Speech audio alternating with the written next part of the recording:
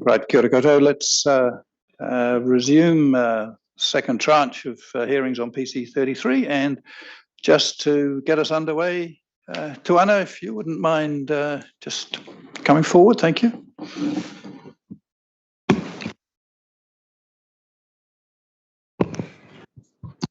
Tēnā rā tātou katoa. Ngā mahi hoki ki a koutou te paewhera ko mihana e whakahuihui mai nei e tātou I tēnei rā ngā mihi atu ki a koutou. Tātou katoa ko tai mai nei ki tēnei kaupapa e pā ana ki te Plan Change 33. Koutou e mohio ki te iaha tēnā kaupapa ngā mihi atu ki a koutou. Ki te moana e takira, ngā mihi kia tika ki tēnā, ki tō tātou maungara o Mauo, kia tika kia mihi atu ki tō tātou maungara. Kia ora everyone, I'd just like to give mihi to our panel, our commissioners, whoever seeing us for this kaupapa, and everyone gathered here today, the submitters for this kaupapa, Plan Change 33, for those who know what that might mean. Ngā mihi ki a tātou katoa. Before we start, I'd like to tuku karakia for us. I think it's fitting for today. Our karakia is our council karakia from Tauranga City Council. It calls on us to turn the prows of all our canoes to Mauo as a beacon for us. A call for us to focus on our tasks today, our kaupapa for the day, as we all work to make this place a better place for everyone. Nō reira māku tēnei. Tauake rā te moana nei, e papaki kauana ki te ākau tangata. Ka ngā waka ka mauru te tohu ki te arearenga o Mauo, he pau herenga mau, he pau hononga mau, kia herea ki te tika, kia herea ki te pono, kia mau, kia ita, kia haumi e hui e.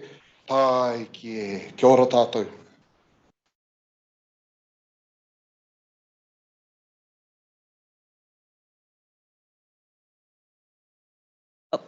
Turn it on.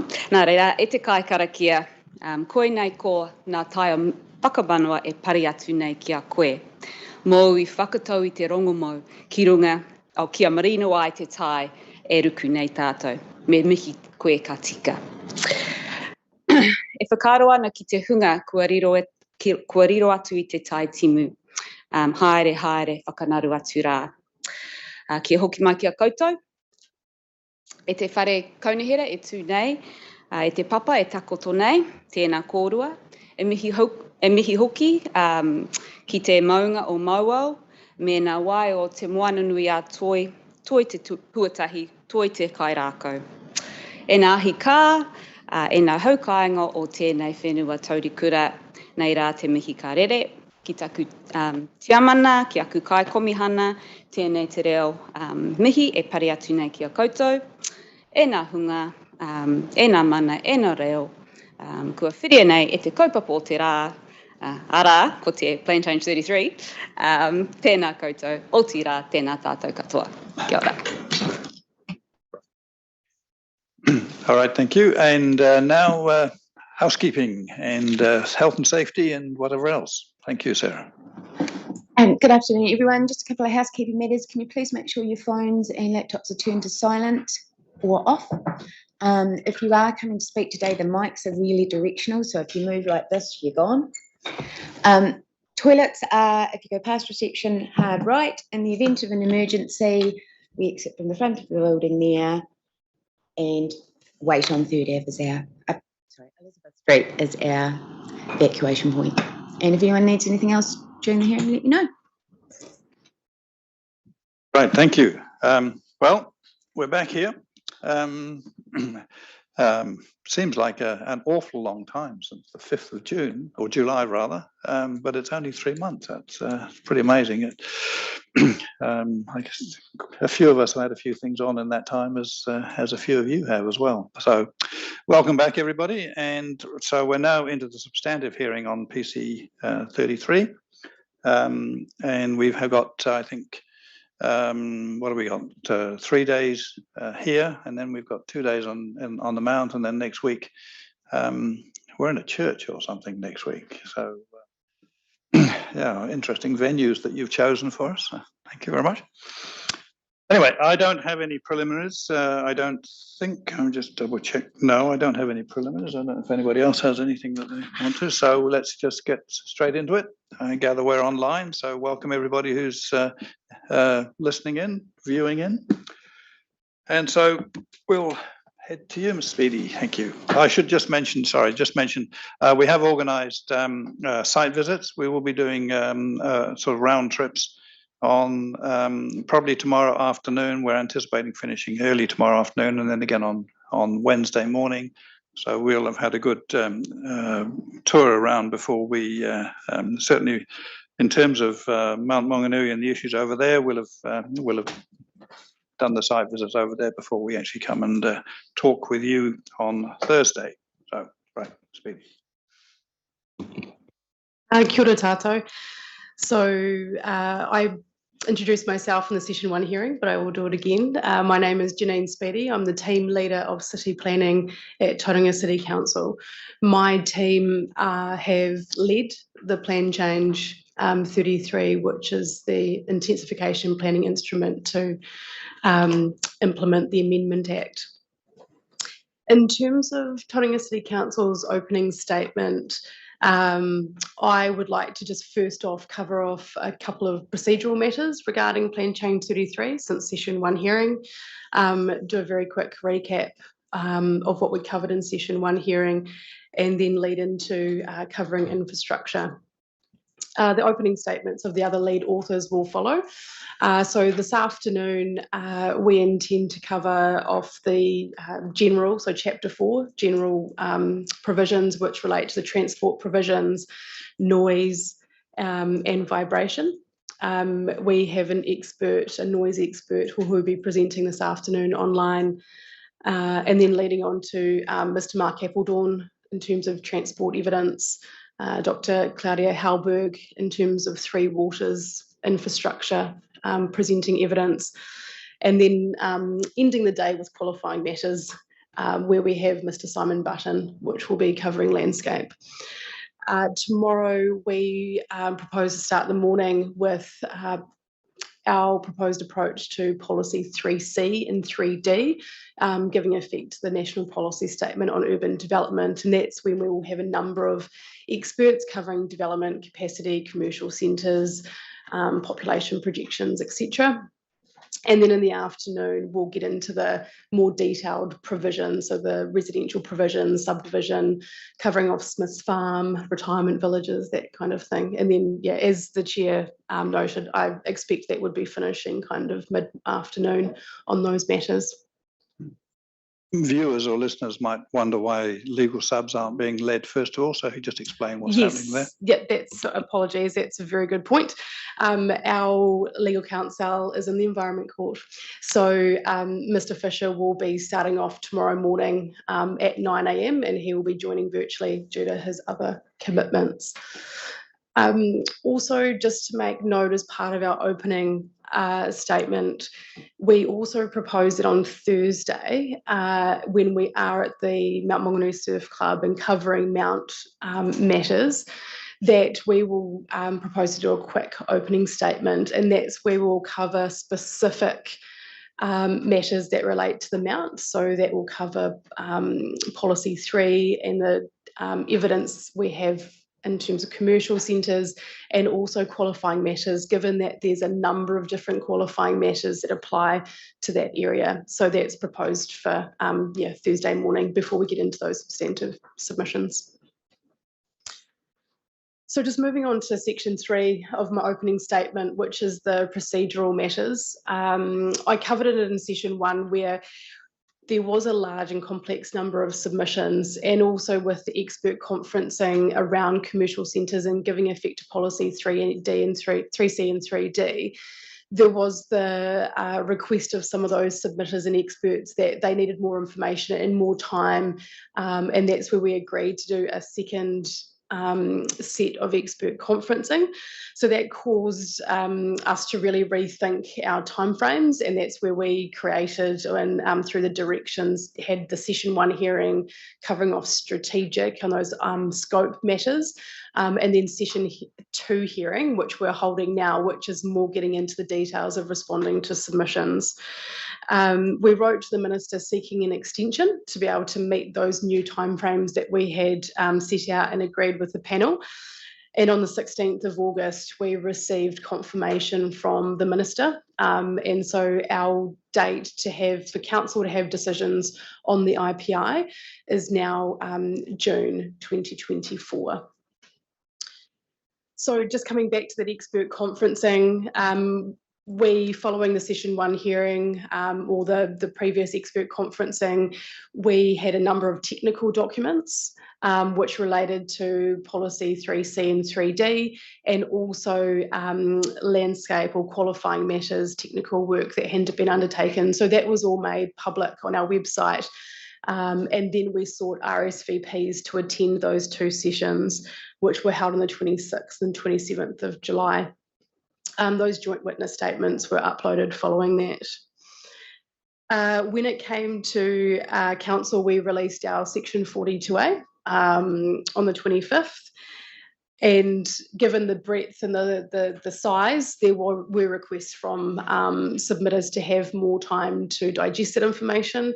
And that's where they were provided an extension of 2 days, which led to an extension of 2 days in terms of rebuttal evidence. And all those documents are now uploaded and were provided online.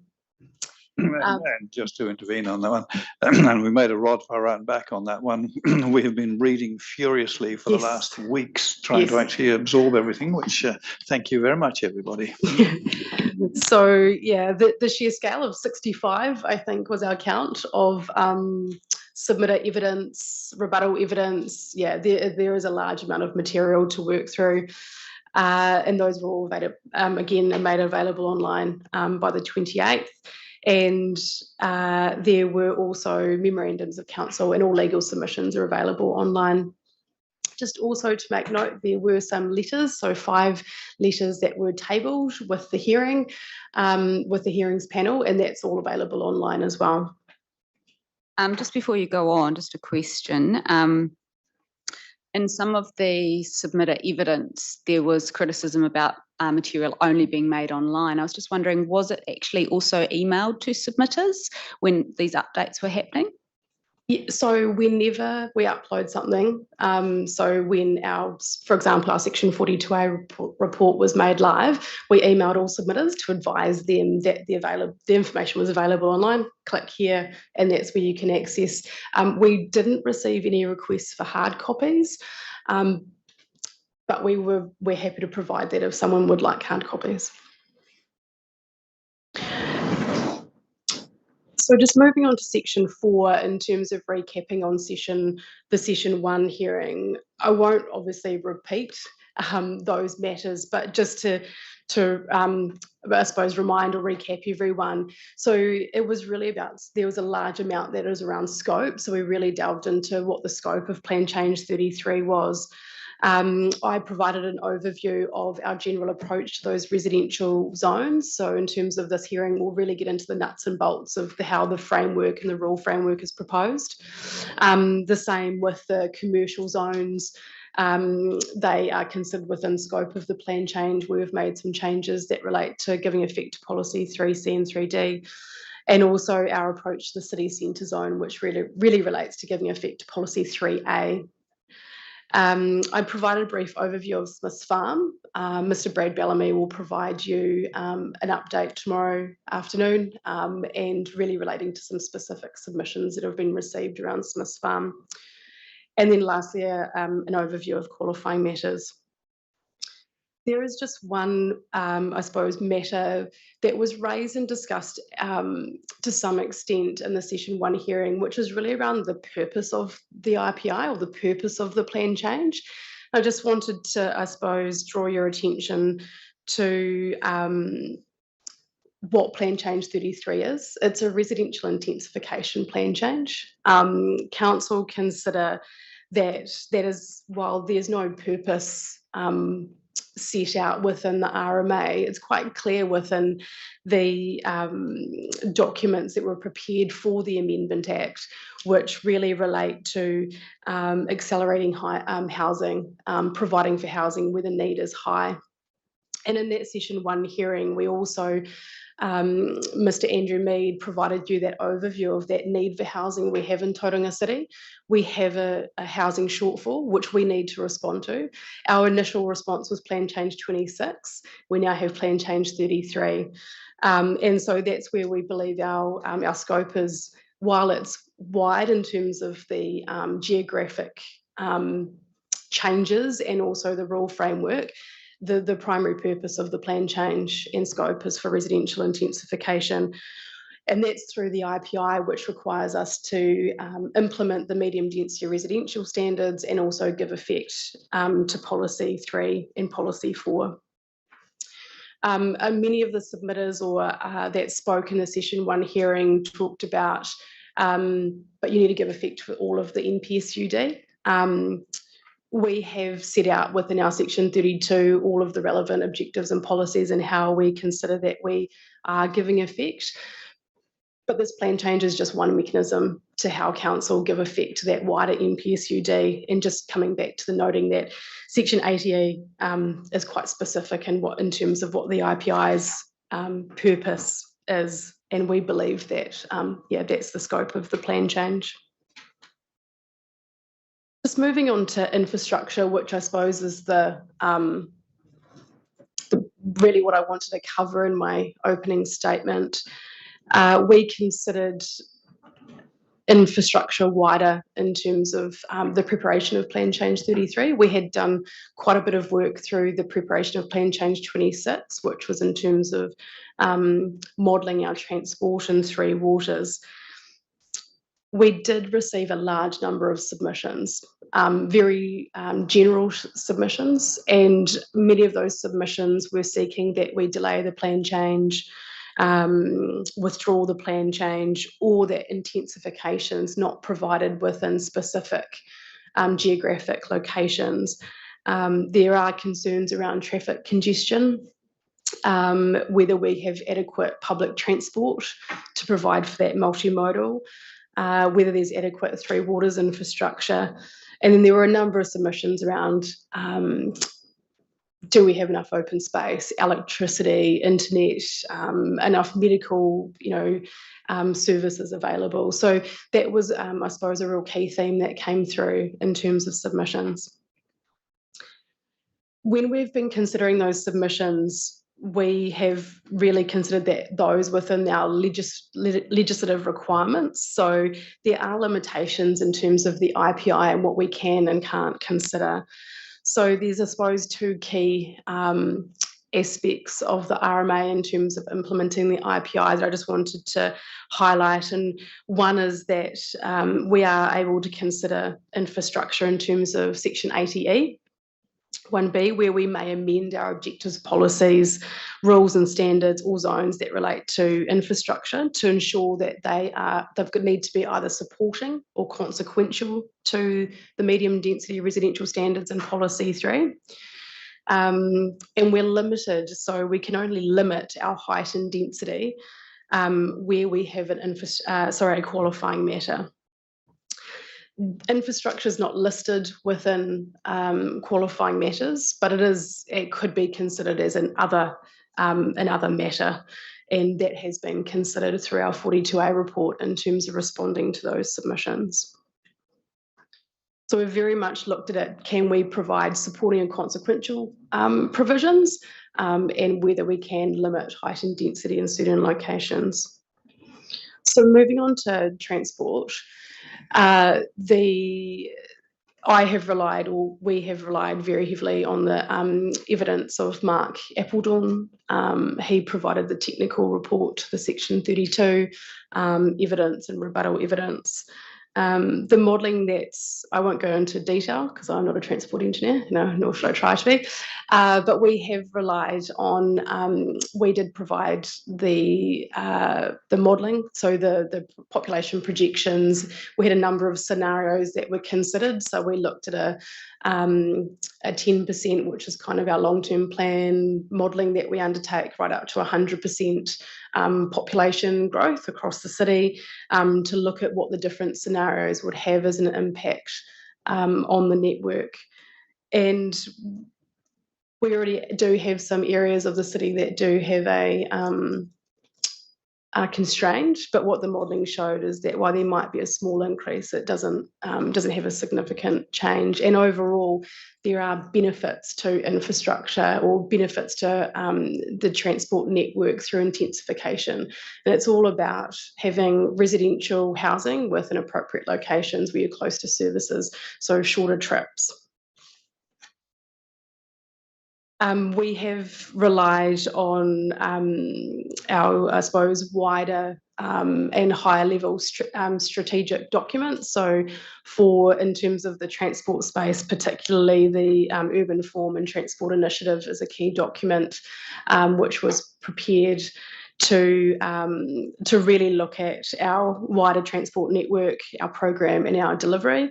And we've also got the transport system plan, which implements a number of projects.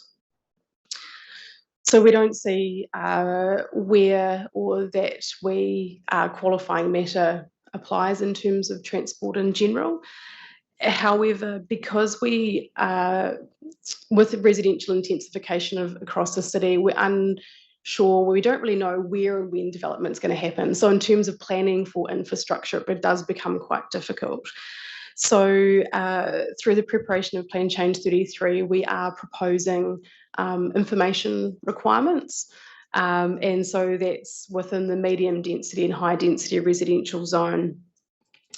So that's for that larger scale residential development, an assessment, so an integrated transport assessment is required, which is commensurate with the level of development. So as the number of dwellings increase, the size of that integrated transport assessment becomes more detailed, and that's set out within an appendix within our transport network, within our transport chapter. The largest scale there is at the 4 or more. So it's I have it here. So within Rule 14G 11.1 and 14D 11.1, the integrated transport assessment starts with what we call a neighbourhood assessment, which is 15 dwellings, and that's based on 2 sites generally needing to be amalgamated to get that kind of density. And then it then kind of escalates up to what we call a wide area assessment, which is 51 dwellings or more. And those information requirements for the integrated transport assessment are set out in Appendix 4K.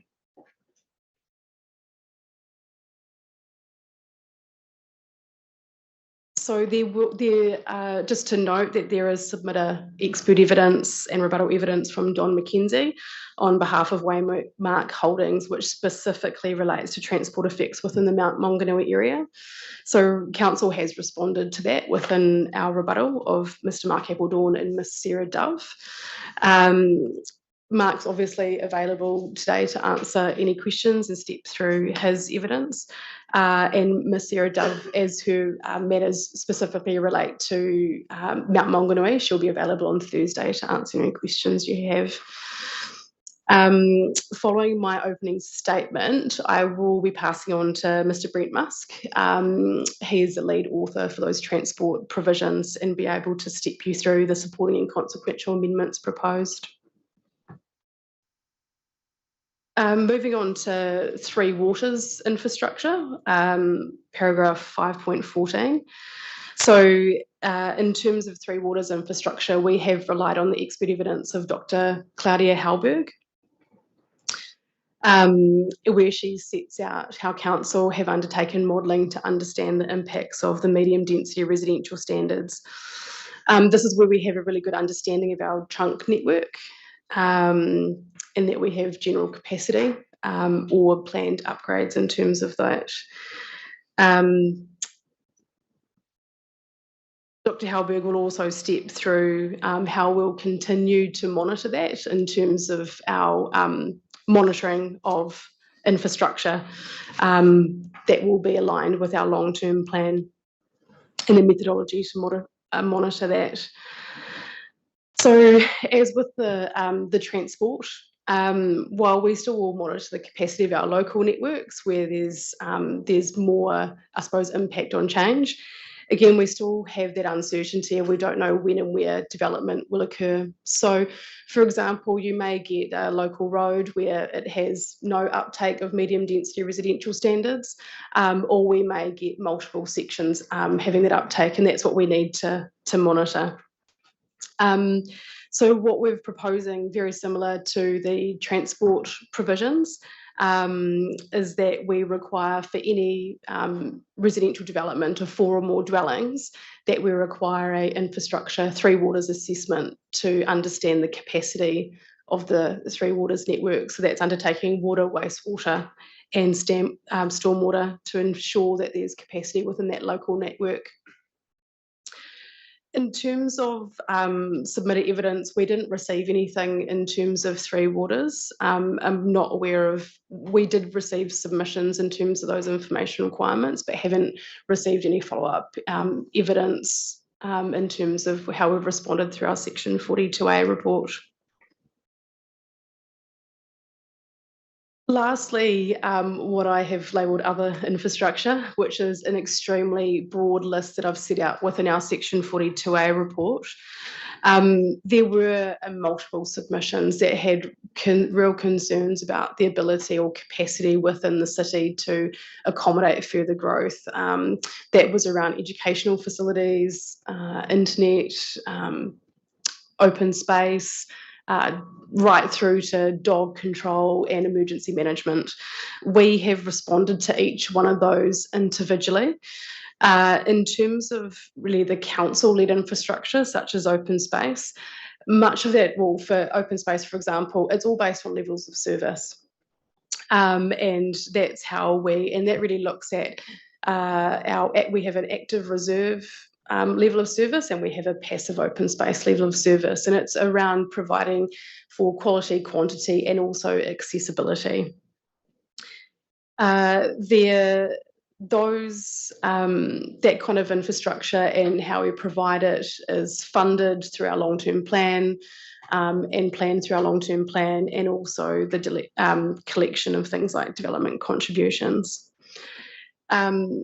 In terms of the submissions or technical evidence that we have received in terms of some of this infrastructure, they've really related to provisions. So we haven't received a submission from a external infrastructure provider who is concerned about the capacity of the network.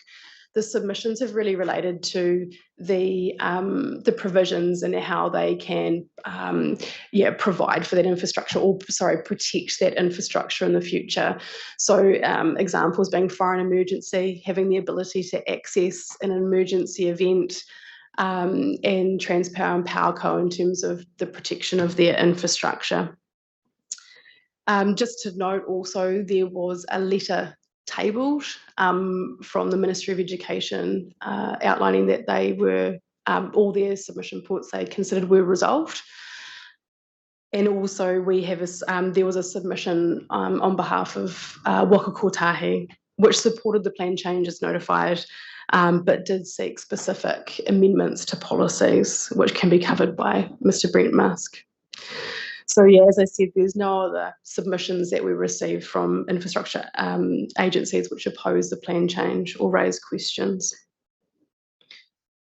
So in conclusion, my view is that we have implemented the requirements of the Amendment Act to provide for that residential intensification. So Plan Change 33 proposes new zones, amendments to our existing zones, which really include objectives, policies and rules which are required and supporting and consequential for the medium density residential standards and the relevant national policy statement on urban development policies.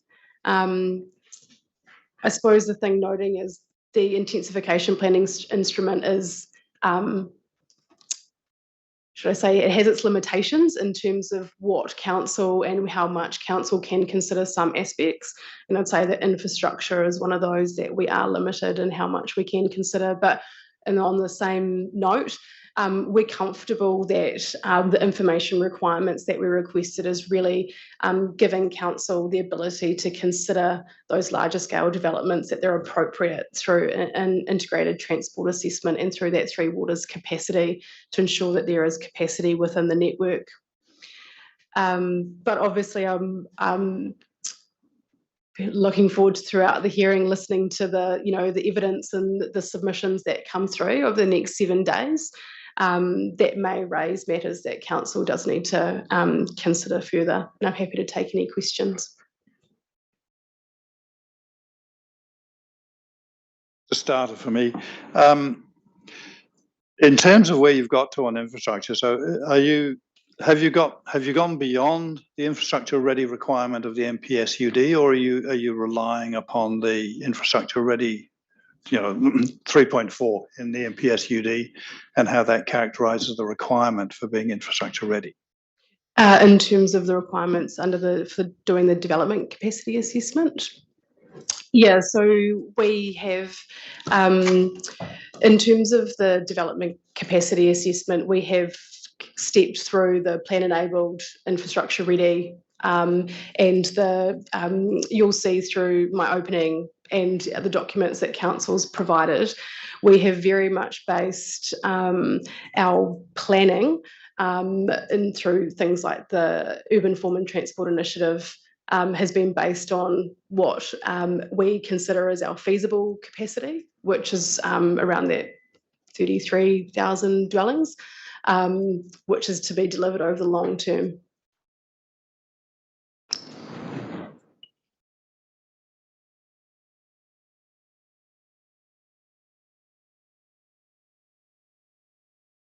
Thank you. In terms of the infrastructure, and I think you've highlighted this in your opening statement about the unpredictability of where the development might be. In terms of the modelling and the assessment work that's been done, how does it deal with almost a completely random sort of range of development that is not focused on one area or the other? How does it deal with that in both in terms of Three Waters and the transport side of things? In terms of the responding to that through the modelling is that we will continually remodel. So on three yearly cycles that align with our long-term plan. But as you say, it's unpredictable and we don't know what's going to happen within those 3 years or where uptake may occur.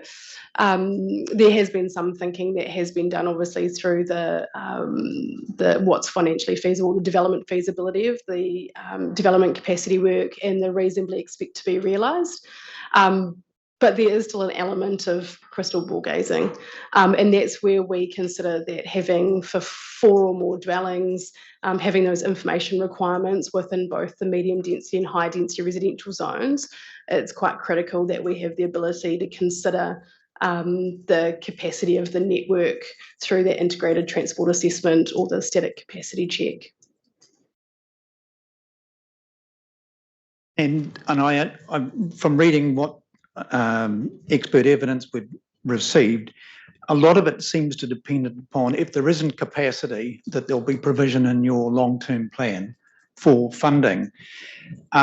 What is the situation where there isn't provision in your long-term plan for a particular development, or it's some distance away, and how does that impact on the activities that are beyond the permitted developments? So in terms of the information requirements, and Dr. Halberg might want to just cover it also when she speaks, is the first of all is having a really good understanding of our local network in terms of where we have constraints now and how significant that constraint is. to build that into the long-term plan to be able to fund it. And the intention of having that information available to developers so that when they are making those financial decisions to develop within a certain area, they know whether there's constraints within the network. It does make it, there's an element of a chicken and egg in terms of if a developer is seeking to develop within an area that has a constraint, if they're not willing to wait for that long-term planning or that long-term invested in upgrade, that cost may sit with them to make that upgrade.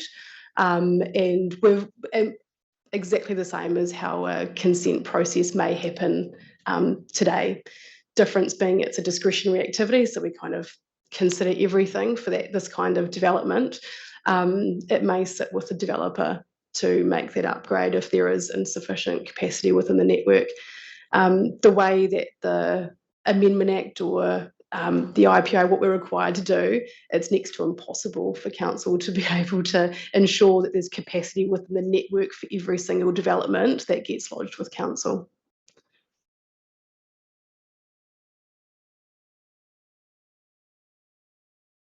Just a follow on from that question. I think your answer was that you wanted to make sure that that information is available to developers.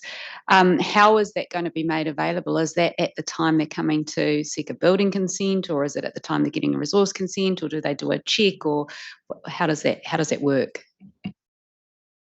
Well, we have a pre-application, but that information can be made available if any developer chooses to contact council in terms of but even at the due diligence stage of when they're making a decision. The intention is that we can provide as much information as we have so they can make that that financial decision whether it's appropriate for them to even progress with a development in a certain location.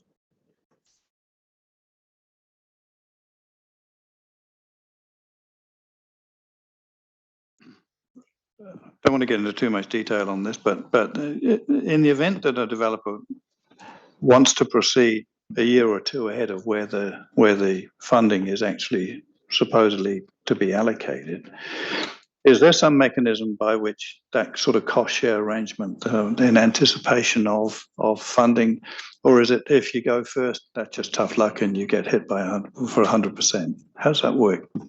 Dr. Helberg. If it's okay, can I pass that on to Dr. Helberg to respond? Yes.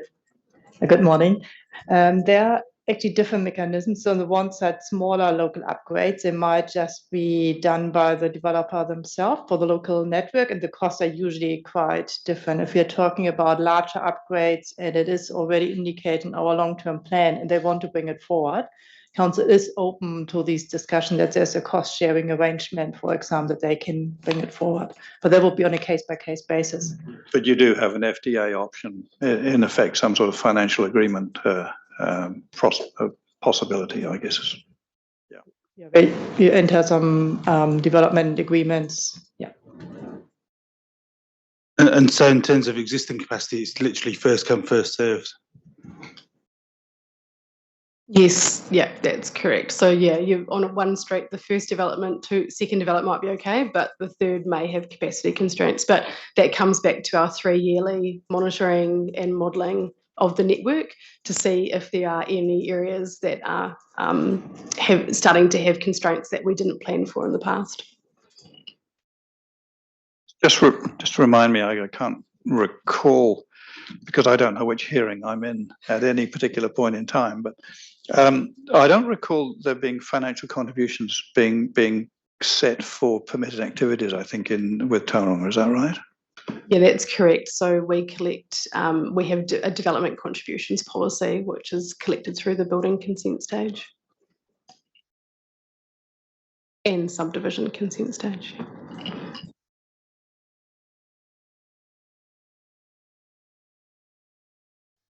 Just a follow-up in terms of as we talked a few minutes ago about the unpredictability of where development may occur. Do you have like a forum or a mechanism by which you can elicit responses from the developer community in terms of where they're looking to go?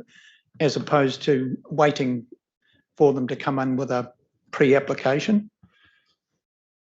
Well, yes, we do. We have the Developer Development Sector Forum, which sits under our Smart Growth Partnership, which meet regularly with a number of different matters being covered. And then we obviously, well, at the moment, we have our Future Development Strategy, which is out for consultation. So we have a number of growth documents which, identify where and how growth will occur, but that development sector forum would be an opportunity to see where developers are progressing. Thank you. And do you see the major issues with infrastructure capacity being around greenfield or a range of brownfield development? Both.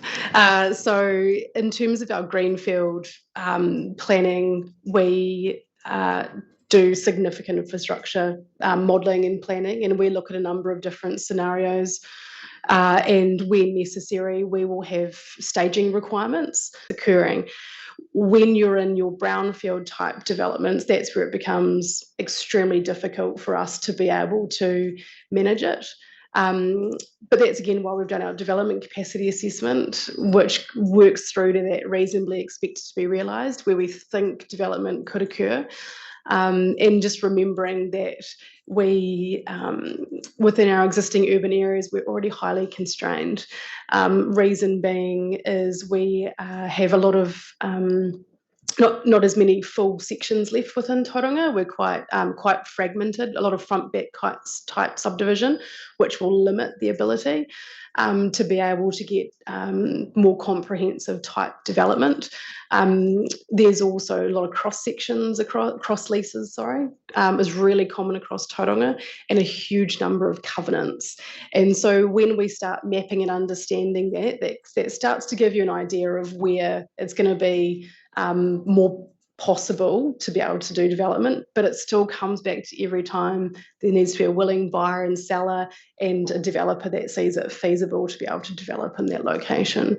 So it will continually be difficult for Tauranga to achieve intensification, but we need to enable it, and especially around Policy 3 to enable it in those appropriate locations which are close to and accessible. And then when it comes to those Policy 3 type areas, we've been doing our spatial planning, and our spatial planning has a number of actions that come out and go into our long-term plan to fund a number of projects to support the growth within those areas that we've provided for intensification. And in terms of the funding, I think Dr. Helberg mentioned the development contributions process, which is quite directed in terms of where you see development taking place. How do you see the development contribution process being work in relation to a whole range of potential greenfield areas in terms of a funding and the matching of funding with work? With our greenfield areas, each greenfield is approached slightly differently. The ability we have for development contributions is that it's reviewed yearly, and so there's the ability to have be much more responsive where necessary in terms of ensuring that development contributions policy is reflecting the growth that's happening across the city. And that policy also includes structure plans of all of our growth areas in terms of what needs to be funded and where. So it's a pretty robust system in terms of collecting those development contributions. Just remind me what the split and the anticipated split between green and brown fields with respect to those 34,000 dwellings that are needed. If I could come back to you on those exact numbers, I'm happy to do so.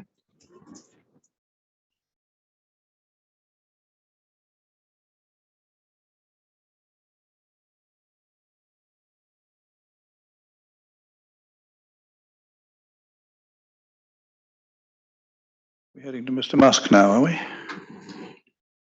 Yes, I'll pass on to Mr. Busk, who's the lead author for Chapter 4. Thank you, Mr. Musk. Good afternoon.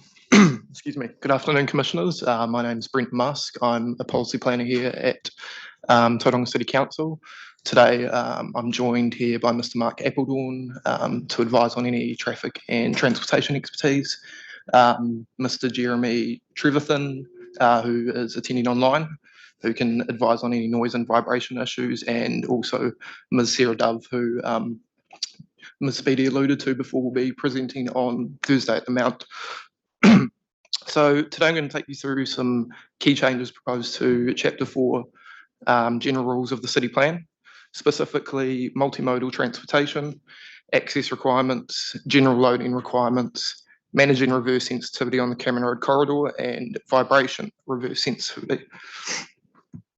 So in preparation of Plan Change 33, a review of Chapter 4 was undertaken to ensure the provisions were fit for purpose to support residential intensification. This included a review of the objectives and policies of Section 4B to ensure Council will give full effect to the Policy 11 requirements of the MPSUD, which removes the ability for councils to set minimum car parking requirements. Consequently, a new policy framework has been proposed to support the increase in cycling and multimodal opportunities through bicycle parking requirements. I consider that this supports a reduction of car-based travel and encourages more active travel modes. Submissions on this topic considered that the policy framework still requires an assessment of effects relating to car parking shortfall, sought the exclusion of retirement villages, and also the need to support a reduction in vehicle kilometres travelled. So previously, the policy framework reflected an intent to align a shortfall of car parking with actions to mitigate this. And I've considered the submission points discussed and consider it appropriate for the policy intent to be reframed to remove this linkage to a shortfall in car parking and rather focus on providing for multimodal transport outcomes. I've also recommended amendments to provide clarity on this policy intent. Further general amendments have also been made to clarify that the related car parking provisions apply where on-site parking is provided rather than ensuring it is provided. Expert conferencing was undertaken on these matters, and the experts that took part agreed that the policy framework relating to bicycle parking remained appropriate. I've also considered it appropriate to recognise the particular and differing needs of different types of activities, and have recommended that amendments have been made to link that multimodal outcomes should be commensurate to the nature and scale of activity. In regard to supporting a reduction of vehicle kilometres travelled, I've considered that including initiatives to reduce vehicle kilometres travelled requires a more robust review of the city plan and understanding how to implement the National Emissions Reduction Plan requirements. Just noting that the vehicle kilometres travelled reduction is just one of multiple requirements set out in the National Emissions Reduction Plan, and I consider that a more robust review is undertaken to address those requirements. However, I do consider that the amendments made through Plan Change 33 have supported a general reduction in vehicle kilometres travelled. So if there's no questions on that, I'll move to paragraph 4.1 to discuss access requirements. So Council identified a number of issues with the existing access provisions and concluded that there is a potential for these issues to deteriorate further with increased intensification. These particular issues were identified as follows. So access and manoeuvring for emergency services, waste collection overflowing onto a single property that sits at the end of the right-of-way, ensuring a safe environment for pedestrians, ensuring there's adequate amenity and urban design, and also ensuring there's appropriate gradient and seal. So Plan Change 33 is proposed that the access requirements are amended to increase the minimum widths to align closer with the New Zealand standard for land development and subdivision infrastructure for private ways, private roads and private accesses, and also the firefighting guide for emergency vehicle access.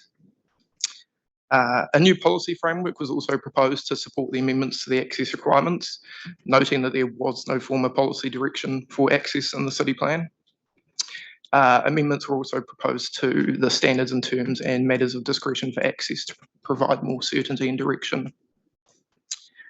Submissions on this topic sought the following changes to the access requirements: remove the reference to legal width, reduce the minimum widths, remove clauses relating to a rigid vehicle, exclude retirement villages from the access requirements, and make general amendments for clarity. So in response to these submissions raised, the proposed minimum width thresholds were revised for Clause A of the permitted activity rule, revising the minimum corridor and sealed surface widths, and also removing the 2 independent dwelling unit threshold. Expert conferencing was also undertaken for access requirements, and the following matters were considered and agreed. So it was agreed to amend Clause A of the permitted activity rule to insert an additional row for up to and including 4 independent dwelling units with an access way of up to 20 metres, to provide a minimum width of 2.7 metres and a minimum vehicle carriageway seal of 2.4 metres. The reason for this amendment, it still provides for firefighting from the road rather than on the access way, and therefore reduced widths could be accepted while still achieving safe and efficient fire servicing. A subsequent amendment was also made to provide for up to and including 4 independent dwelling units with an access way length greater than 20 metres. And it was also agreed that Clause B of the permitted activity rule be reordered to be more user-friendly. Just like to acknowledge that there is a tension between the need to provide land for density and intensification and also the need for safe and efficient access ways. I've considered it where there is insufficient width, it's appropriate for a site-specific assessment to be undertaken against those relevant matters of discretion. In terms of the exclusion of retirement villages, I've considered the matters that we agreed to in expert conferencing and have recommended a specific amendment be made to Clause A of the permitted activity rule to reflect the lesser impacts retirement villages generate when considering trip generation. This amendment recognises that trip demand for retirement villages is at a level of about 25% of that for independent dwelling units not associated with a retirement village. A submission point sought to amend subclause B(IV) of the notified annotated text to clarify that the rule applies where the length of an access way exceeds 50 metres. I've considered this and made recommended changes to address this for clarity. A submission also sought to amend subclause BV to require the turning head on an access way to be reduced to support continuous movement for a 8 metre rigid 2-axle truck, and for the larger and less frequent 12.6 metre multiple axle vehicles to be supported by way of a 3-point turn movement. The predominant fire and emergency vehicles, large courier delivery vehicles, and waste collection vehicles all fall within that 8 metre rigid 2-axle truck category, and I've therefore considered it appropriate to amend subclause BV in the notified annotated text, which is now subclause BVI in the recommended annotated text, to be changed from a 12.6 metre long rigid vehicle to an 8 metre rigid 2-axle truck. So in response to seeking changes to align the clear height being the same as an ambulance, that being 3 metres, the Guide to Firefighting Operations and Emergency Vehicle Access sets out the acceptable building and structure clearance height for emergency vehicles, which is that of at least 4 metres. The legal requirements under the Land Transport Rule set out the maximum height of a vehicle above ground is 4.3 metres. For those reasons, I've considered it appropriate to retain the clear height of 4.5 metres to provide adequate clearance. Just noting that the revised provisions following expert conferencing were sent to all experts that attended, and no further feedback on those provisions were received. So if no questions, I'll move to 5.1. Just have one of clarification. In your para 4.9, you talk about the retirement village and how it generates less trips for an independent, the trip demands for independent dwelling units. Just my ignorance of this, where do the trips associated with the staff and the people that are servicing the development, are they accounted for? Is that sorry, might be jumping in. Mr. Apple, do you want to answer that? Technical question. They're all embodied within the rate or the comparative rate that we've adopted. And you'll see in some of the tables, can't remember the reference, or in 14G and 14H, I think, there's a ratio of 0.25 relating to retirement villages, but 0.33 relating to hospitals. And that largely reflects that there's a lot more staff involved in that space. So those they're embodied within those rates. Thank you, that's helpful. Thank you for referencing that table. I was going to ask you what the magic was, but behind both of those numbers. So just sit on that for a while, and we'll come back to you on that one. But yeah, I mean that's a significant difference between the two in terms of its ramifications. So yeah, it'd be good to hear about that. Just on the FENS material, I mean the tabled letter from FENS notes still a couple of matters that they don't agree with or they want us to consider further. Do you want to just remind us what the council's response to those matters were? I mean, they've obviously accepted a number of them, but a number of them are still troubling them. So. Yeah, so as from my understanding, their main concern comes around clause A, I, and AII, which is the updated threshold of 4 independent dwelling units. So, sorry, could you just repeat the question again? Just lost my. Well, no, it's just really the council's response to those matters that are still outstanding. So that, because as I understand it, they're not actually appearing; they've just tabled. So just to be clear on that. Yeah, so Mr. Appledorn, he's addressed that in his rebuttal evidence. I'm happy for you to have a large hold-all bag to put those matters in, Mr. Appledorn. Back to you. So in terms of the issue of the accessway width and waste refuse vehicles, sorry, could you just explain what it means in practical terms for those people? So if you've got a private way going down to 4 dwellings, is it intended the refuse vehicle can go down to those 4 dwellings, or sorry, what was the threshold? I got a bit confused by it. Yeah, so the revisions to the minimum widths have been made to accommodate the waste collection vehicles down that right of way.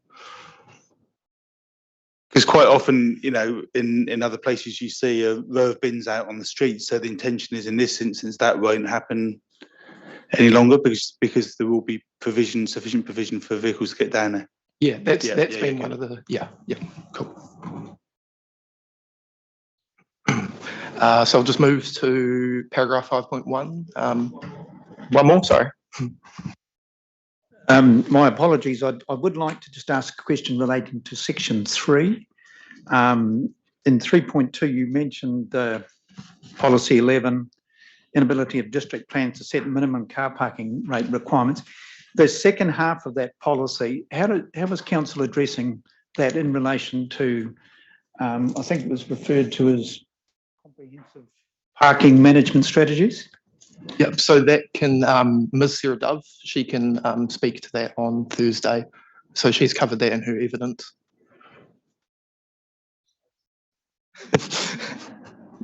But clearly there's nothing you'd like to add at this stage.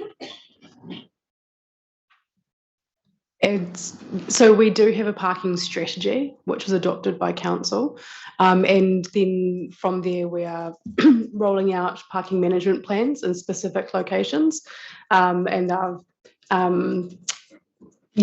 to cover off and satisfy the second part of policy 11. So council are rolling out parking management plans. So I'm happy to provide you a list of the ones we have done and the ones we're intending to do. That's not a problem. Thank you. Do you need that? I mean, that's obviously relevant to when we go over to the Mount. or at least I'm assuming it's relevant to when we go over to the mountain. Do you need to see something before we get to that point?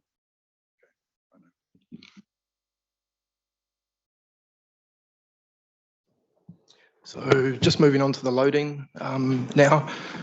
So technical work by Mr. Appledorn here was undertaken to recommend an appropriate threshold in which the number of independent dwelling units would be required to require heavy goods vehicle bay. The technical work identified that an appropriate threshold would be set at 15 independent dwelling units within the medium and high density residential zone. Excuse me, submissions on this topic sought to delete the requirements applying to retirement units, remove the independent dwelling units from the table, and also remove the 15 independent dwelling unit threshold. So expert conferencing again was undertaken on this matter, and the experts concluded that the primary demand for servicing for retirement villages relates to a smaller 8-metre rigid 2-axle truck. As mentioned earlier, the demand for retirement villages is less than a standard residential development. This would also be considered to address the primary waste collection, general servicing, and emergency service needs. Rest homes, they're separately defined in the general loading appendix and requires 1 heavy goods vehicle bay. For the same reasons that I've just set out, I think that the requirement for a heavy goods vehicle bay can be reduced to accommodate an 8-metre rigid 2-axle truck instead. So Mr. Appledorn has identified that a significant proportion of the servicing demand for residential developments overall is due to lighter vehicles. These are often shorter stays and can be accommodated on driveways, in front of garage spaces, or within the dual carriageway section of the accessway. Mr. Appledorn has also acknowledged these aspirations for an efficient use of land and also safe and functional transportation outcomes. He's therefore recommended that the requirements be changed from 15 independent dwelling units up to 35 independent dwelling units, and they will need to provide a loading space to accommodate an 8-metre rigid 2-axle truck. So therefore I've recommended amendments to make those changes to the loading space column as that demand for retirement villages relates to a smaller 8-metre 2 rigid truck. And I guess it's another one for you, Mr. Appledorn. The increase to 35, was that put to the expert conference, and was it agreed by those at the expert conference that that's a reasonable metric?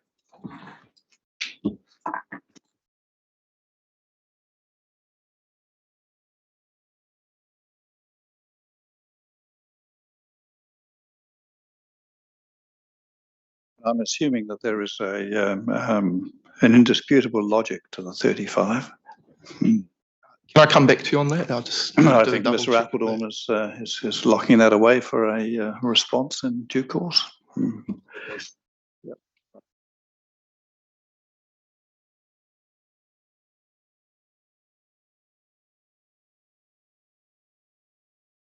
Cool. So I'll move to paragraph 6.1 to cover noise.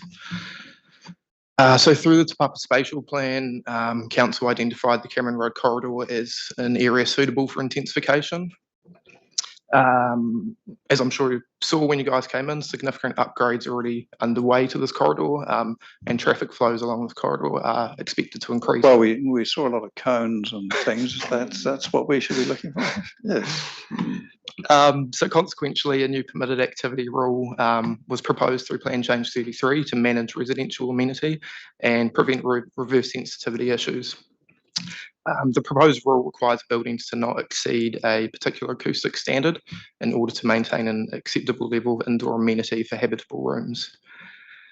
Submissions received sought to either delete the rule in full or clarify that only the habitable spaces of new dwellings exposed to road noise would need mechanical ventilation, rather than applying that to all habitable rooms. Question, I thought I'd read that it applies to both new buildings and alterations to existing. Is that correct or not?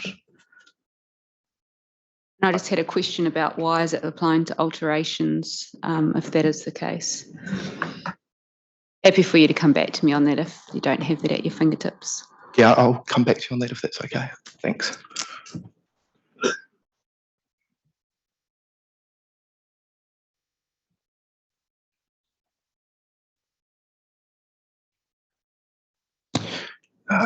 Okay, so just going back to paragraph 6.4. So noise modelling for the stage 1 Cameron Road upgrade project was undertaken using traffic flow and composition data for the year 2031. The modelling showed that the buildings fronting Cameron Road are expected to receive reasonably high levels of traffic noise. The modelling also showed that a trigger distance of 40 metres would capture the majority of building facades expected to receive road traffic noise levels greater than 57 LAEQ. Given that the upgrades to Cameron Road will likely cause changes to the nearest location of the nearest marked traffic lane, Council would prefer to have the rule trigger based on a distance from the nearest part of the relevant property title. It's considered that the location of property titles is less likely to spatially change in the future, with the average distance between the edge of the nearest marked traffic lane and the part of property titles being 8 metres. So having the rule trigger at a 32-metre setback will provide a very similar result as the 14-metre methodology, and just noting that submissions have not actually opposed the 32-metre distance setback. And just whilst you're there, just again, just remind why the threshold metric of 57 LAEQ 24-hour has been chosen. I'll leave that to Mr. Jeremy Trevathan to cover that. All right. I mean, I'm assuming that's a nighttime noise disturbance from the threshold, but we'll see what that is. Right. So the proposed rule is based on New Zealand noise standards, and the same noise levels have been adopted in multiple district plans across the country. And the intention of the rule was only ever to ensure that ventilation was provided to habitable rooms where windows had to be closed to achieve that maximum sound level. The rule only applies to new habitable rooms that are created, and I've therefore considered it appropriate to make amendments to clause D of the rule to provide clarification that the rule only applies to habitable rooms on the Cameron Road corridor. So planning maps are currently being prepared to identify whether the rule applies to a property or not. These maps would be inserted as a new Appendix 4S to Chapter 4 of the City Plan. Submitted evidence is considered that the proposed clause B may be incumbent on the applicants and provide unnecessary expenses. I have, however, considered that the rule remains appropriate, but recommended through Council's rebuttal evidence that an advice note is included following the rule that informs people that relevant information on traffic flow and composition information can be obtained by Council. So just how's this rule going to work for existing buildings? I'm just curious as to how so to my understanding, there wouldn't be any requirement for existing buildings. It would be for newly created buildings or additional. Or alterations. Yeah. Yes. I mean, I'm honing in on the alteration aspect of it. Sure. Yeah. So building additions will require consent. Is that how it's going to get captured? Or additions are Did you want to permitted activities? I mean, I'm just trying to work out how this is going to work in terms of. Can I just clarify, are you asking about the noise rule that's proposed for the Cameron Road corridor? Yes, I am. Yeah. I'm just looking at the rule now. Yeah. I think maybe Mr. Trevathan would be a better place to cover that one. If he thinks he is, and he's foolhardy enough to step forward. Mr. Trevathan, welcome. Yeah, thank you. Yes, What's your response? I've been listening in and happy to answer that. So the wording of the rule as proposed relates to any habitable room provided within a new building or as an addition to an existing building that is located within 32 metres. So my reading of that is when it comes to alterations and additions to existing buildings, they're only caught by the rule if they create a new habitable space, a complete habitable space. And so if it's a minor alteration where you know, a wall is modified, etc., it wouldn't be caught by the rule. Right, and so it would only be if it was a habitable space addition. It wouldn't be caught if a different addition was being made that wasn't a habitable space, but then the habitable space is captured by implication. Yep. That's correct. Yes. Yep. Right. Okay. Yeah. Well, could I just ask about the distance trigger? So it was 40 from the edge of the carriageway, and it's now 32 from the boundary. But that therefore assumes that any upgrades to Cameron Road in subsequent stages have a similar format to we've seen in stage 1 and don't ever change over time. I'm happy to answer that as well. Yes, you're right. So we reviewed, along with the council transportation engineers, what was proposed in terms of the upgrades, and where that would leave things in terms of proximity of the carriageways and the parking areas, etc. I guess the important thing from our point of view is that whether it's 40 metres from the carriageway or 32 metres from the legal boundary, either way, it's a proxy. It's you know, as it's being rightly called, a trigger distance, where it defines an area where within that you're likely to experience noise levels, which means it's appropriate for you to work through this process, and beyond that distance you're not, and there'll be unders and overs, as is always the case when you are trying to balance, I guess, a simple rule against, you know, precision from a technical point of view. So there'll be all sorts of reasons why it's a few meters one way or another in specific areas.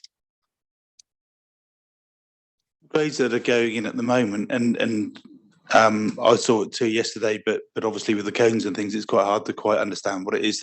So the cycleway is going on off-road cycleways, as it were, separated from traffic, and they're within your 8 meters that you're counting as part of the buffers. Is that correct?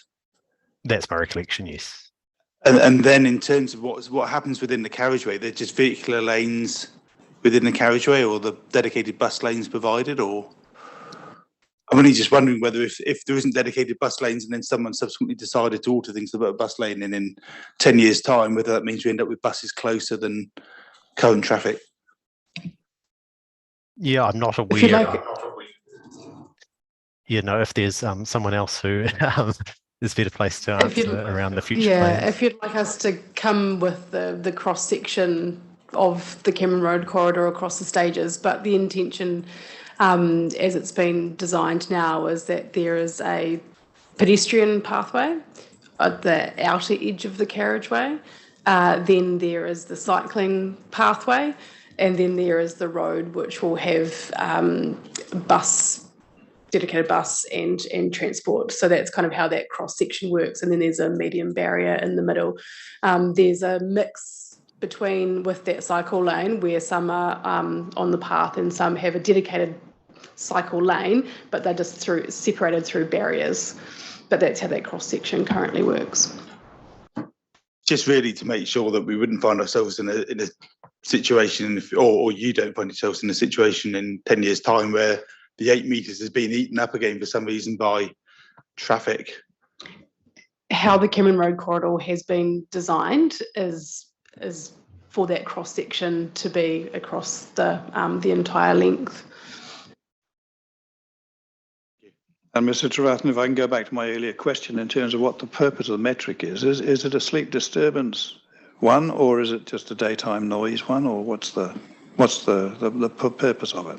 Yep. So it's the metric itself, the 57, is a 24-hour average noise level, which is a common metric when you're dealing with road traffic noise. And so with road traffic, there is a relatively consistent trend you see over a 24-hour period, where it's, you know, louder during the day and quieter at night. And so by looking at the 24-hour average, you can have a simple control which has bearing on both the daytime amenity question and nighttime sleep disturbance. And so I guess the basis for the 57 itself, it's widely used. It is quoted in NZS 6806, which is the New Zealand traffic noise standard, as being similar to the World Health Organization thresholds around amenity and annoyance and sleep disturbance in residential situations. So I'm not sure if that answers your question, but by complying with the 40, which goes along with so look at 57 outside, and for these new habitable spaces, you have to achieve 40 inside. And so the 40 for traffic noise, again, is a 24-hour average. And so 40 during the day is about amenity and the quality of the environment. And at night, when the traffic noise will be 5 or 10 dB lower than the average, then that is appropriate for providing sleep disturbance. So it'll be 30 to 35 in bedrooms using that same metric. All right, thanks for that.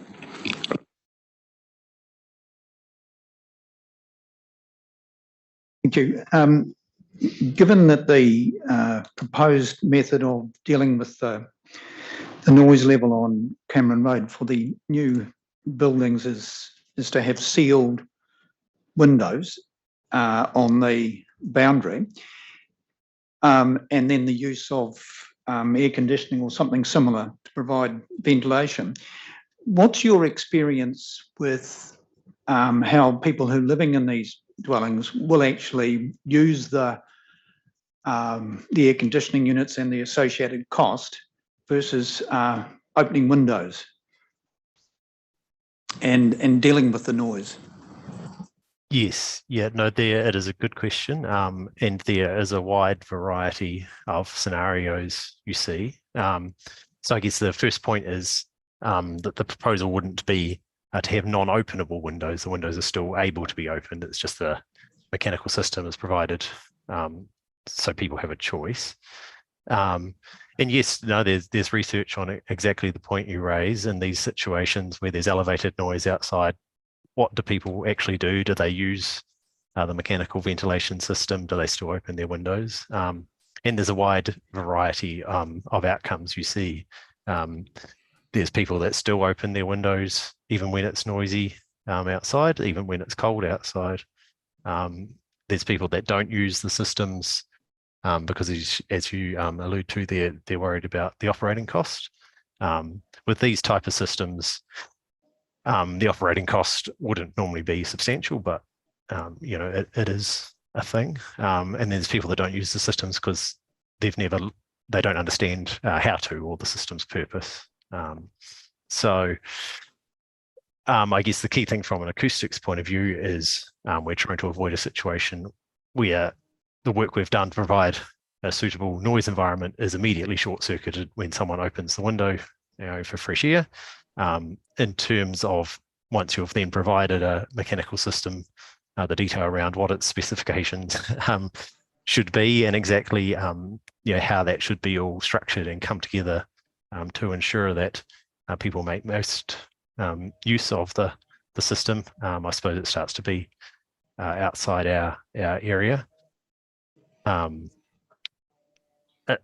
guess other than the point that providing some sort of system is sensible from an acoustic point of view, because as I say, it gives people that choice. I suppose I'd make the point that opening windows themselves also aren't perfect in terms of a mechanism for cooling spaces in particular. And so, having been on the sidelines of discussions around the detail of those types of conditions, it's a complex area, and I'm not sure there's much consensus on it, exactly how those requirements should be structured. And some of that comes from that you're replacing the effect of an open window, which in itself is variable.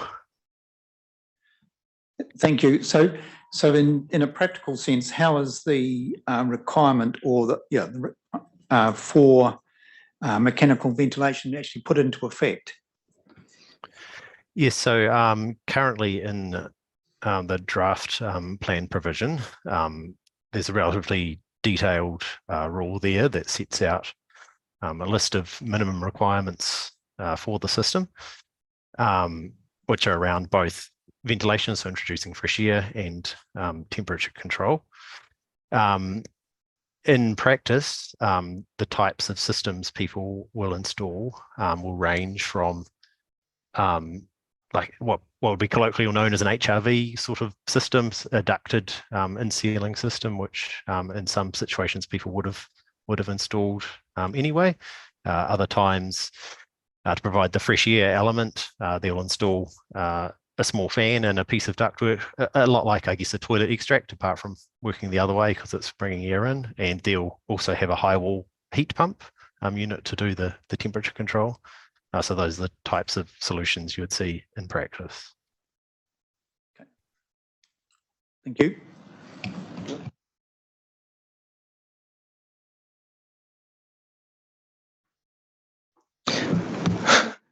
So I'll just move to 7.1 to discuss vibration. So Plan Change 33 is notified to not introduce any new vibration standards. One submission received on this topic sought to add a new permitted activity rule for indoor railway vibration and associated matters of discretion and conditions. One submitter has also set out an alternative option, a non-statutory vibration alert layer. This would ensure landowners and occupiers are aware that vibration effects may be present in this location. The submitter seeks to include a layer within the city plan maps measuring 100 metres from the rail designation boundary, and to include an advice note to 4E2, which is the noise permitted activity rules. And there would be no rules or associated provisions with this. I've considered that a more appropriate distance is 60 metres from the rail designation boundary, rather than the requested 100 metres. I note in the evidence of Dr. Charles on behalf of Kiwi Rail that has recommended minimum vibration standard is routinely exceeded at over 100 metres from railway tracks in New Zealand, including Tauranga. However, he has noted that there is significant variation. I've also considered the relevant evidence of Ms. Heppelwaite on behalf of Kiwi Rail and Dr. Charles again on behalf of Kiwi Rail, which seeks for 100 metre control, noting that a 60 metre control from the edge of the rail designation boundary is designed to capture the worst of likely vibration effects, not all. Can I just clarify, where does your 60 metre figure come from? Dr. Charles, I thought in his evidence was quite strong on the 100 metres. I don't recall the discussion about, in their evidence, about 60 being enough. So I'm just wondering, what is the expert evidence you're relying on there to reduce that alert level layer down to 60 metres? And I guess the second sort of follow-on question from that is, does it matter whether it's 60 metres or 100 metres, given it's a non-statutory layer and just advising people? Why are we sort of having a dispute around the difference? Sure. So in Ms. Heppelwaite's evidence, she sets out that a 60 metre level would capture the worst effects.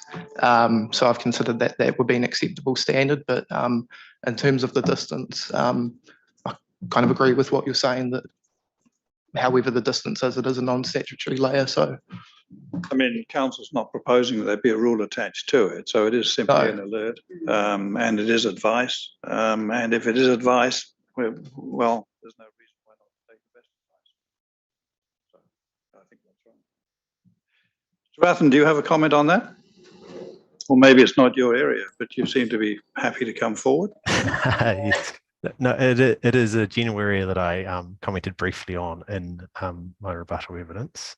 Yes, in terms of the distance, I agree with the general sentiment that it's difficult to come up with a strong argument sort of either way to die in a ditch over. I agree with the logic that 60 metres captures the worst instances. Yeah, and then I've got no issue with Dr. Charles' table where he shows measured levels at different distances, and those levels do exceed 0.3 millimeters a second, which is the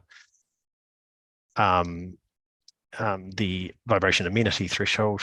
Yeah, right out beyond 60 meters. Yeah, yeah, the only other kind of logic I could see would be as you get further from the railway line, it's more likely that you have gone one property and then two properties sort of deep away from the railway line, and at some point there'll be other sources of ambient vibration. So you'll have now be looking at properties over the far side of a road, for example. So it may be that at those distances approaching 100, the vibration from the railway is less obvious as a distinct source. But no, that's a long way of saying I don't think there would be a wrong answer, whether it be 60 or 100. And of course, that's we haven't made a determination at all whether we think it's even in scope. So that's another issue. I just had a question in relation to the reference to the rail designation boundary. There was some uncertainty in my mind as whether we're talking about a property boundary or a designation boundary. Are the two one and the same? They're two different things as far as I'm aware. So in terms of, for certainty in terms of members of the public, how is the rail designation boundary, how does that differ from their own property boundaries? Sorry, could you just repeat the question just so I understand what you're... Is there a difference between the rail designation boundary and the legal property boundary? I don't have that information on my hands right now, but I can come back to you with that information. Thank you.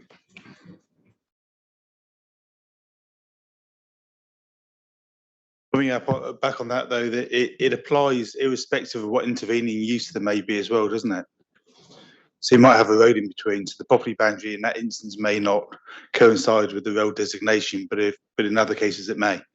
So it is the road designation that seems to be the important thing, because it's the distance. Yeah.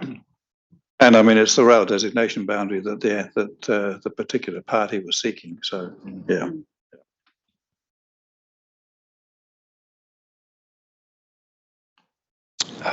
So just to wrap up on vibration, so excuse me, this would be included on council mapping systems as a non-statutory layer. It would also be included on limbs and presented in the form of an advice note in 4E2, which is again the noise permitted activity rules, just to ensure landowners and occupiers are aware of the said vibration effects. Do we know what the implications of that are? I mean, it is only an advice note from a planning point of view, but in terms of insurance and those sorts of things, what are the downstream implications of this advice note? Sorry, can you repeat the second part of your question? You just cut out a bit there. Sorry, just a question as to what the downstream implications of having this advice note is on property owners, on landowners. Do we know what the implications are, in terms of insurance and those sorts of things? I mean, and obviously with the amendment to the requirement for limbs and so on now, things are becoming a lot sharper in terms of what a limb has to have on it and what the implications of that are. Do we know what the downstream implications of this might be? Don't have that answer for you right now, but I can come back to you on that. Yeah, I mean, we'll follow that up obviously with Kiwi Rail as well in due course.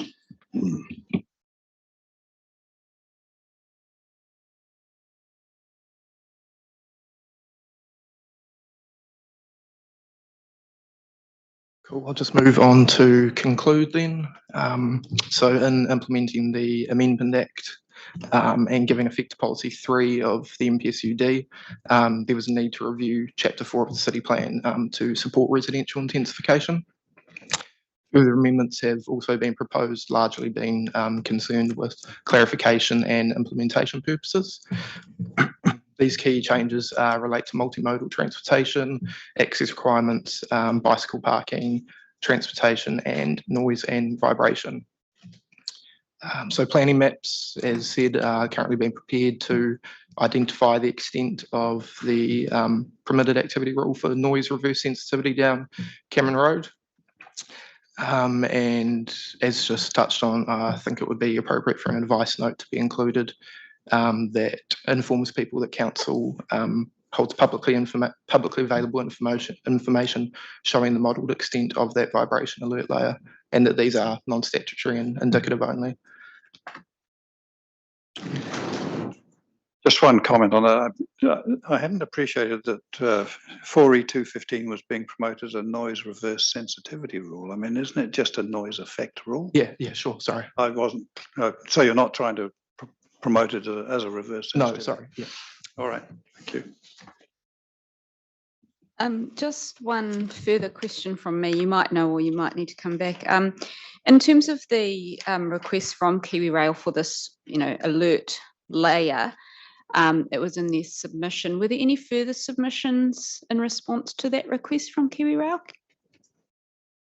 In terms of other parties? Yes, Yeah. So Kāinga Order, they submitted, they agreed with the vibration alert layer approach, non-statutory. Yep. Just noting in their original submission, they did oppose it originally. Yeah. And that they were the only ones that commented on the alert? Yes, as far as I'm aware, yes. Thank you.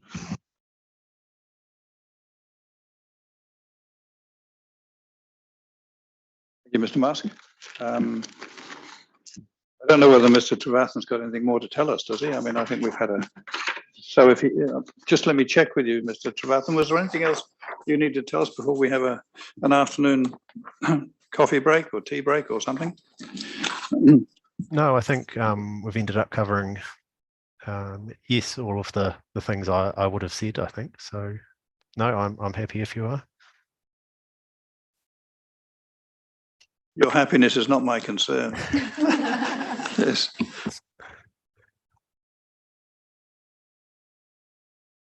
Mr. Trevathan, thank you for your contribution today. That's very helpful. Thank you. Thank you. All right, we'll take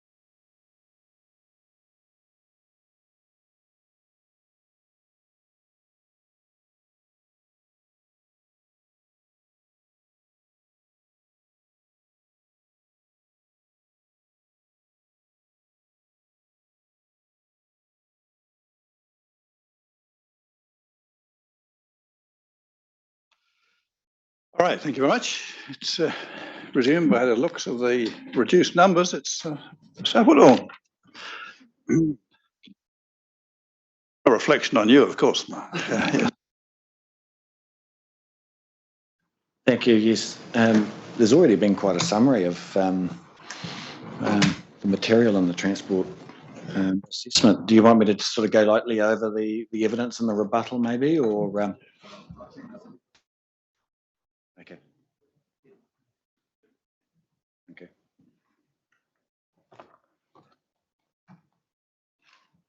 I'll do that first, and then we can return to those other matters. So just starting with my evidence, I think probably the first thing is that the overlying situation is that here in this assessment, the growth is not new. It's just a relocation. So it differs in that respect from some of the factors that might apply to resource consents, where often activities are more than anticipated. So we're just moving growth around the network. At section 5 of my evidence, I set out really a summary of the transport assessment, and that was set out. So that document was prepared, as you know, for Plan Change 26, and then there was a subsequent evaluation that assessed the relevance of that for Plan Change 33, and I talked to that in my evidence. At section 5.2, I described there really that there were 6 land use scenarios. 2 of those were reference case scenarios.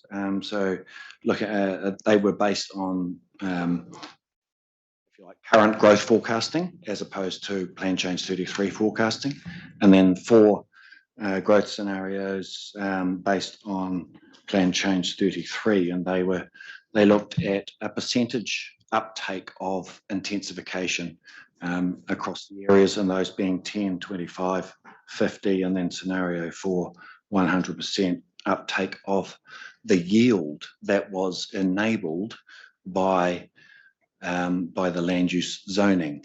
So that differs from population or future dwelling demand forecasts, if you like.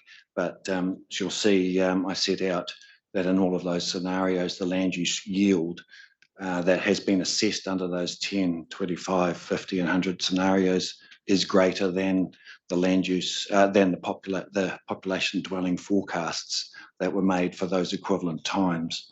So there's a little bit of confidence, if you like, in the way that the modelling methodologies have been applied there.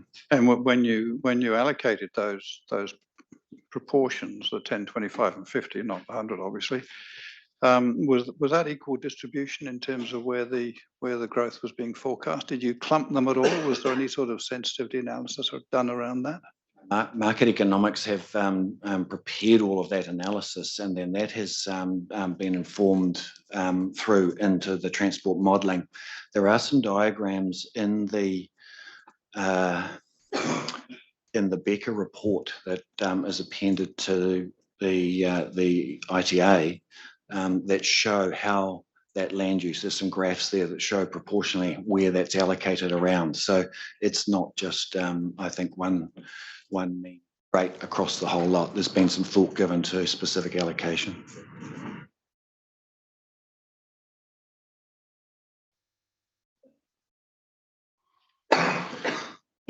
So the finding of the Becker modelling report, I summarise at 5.2 there, and that was really that total travel in the intensified areas increases. That's obvious. There's more people living there, so there's more travel with increased populations there. But the total vehicle kilometres travelled across the whole network reduces.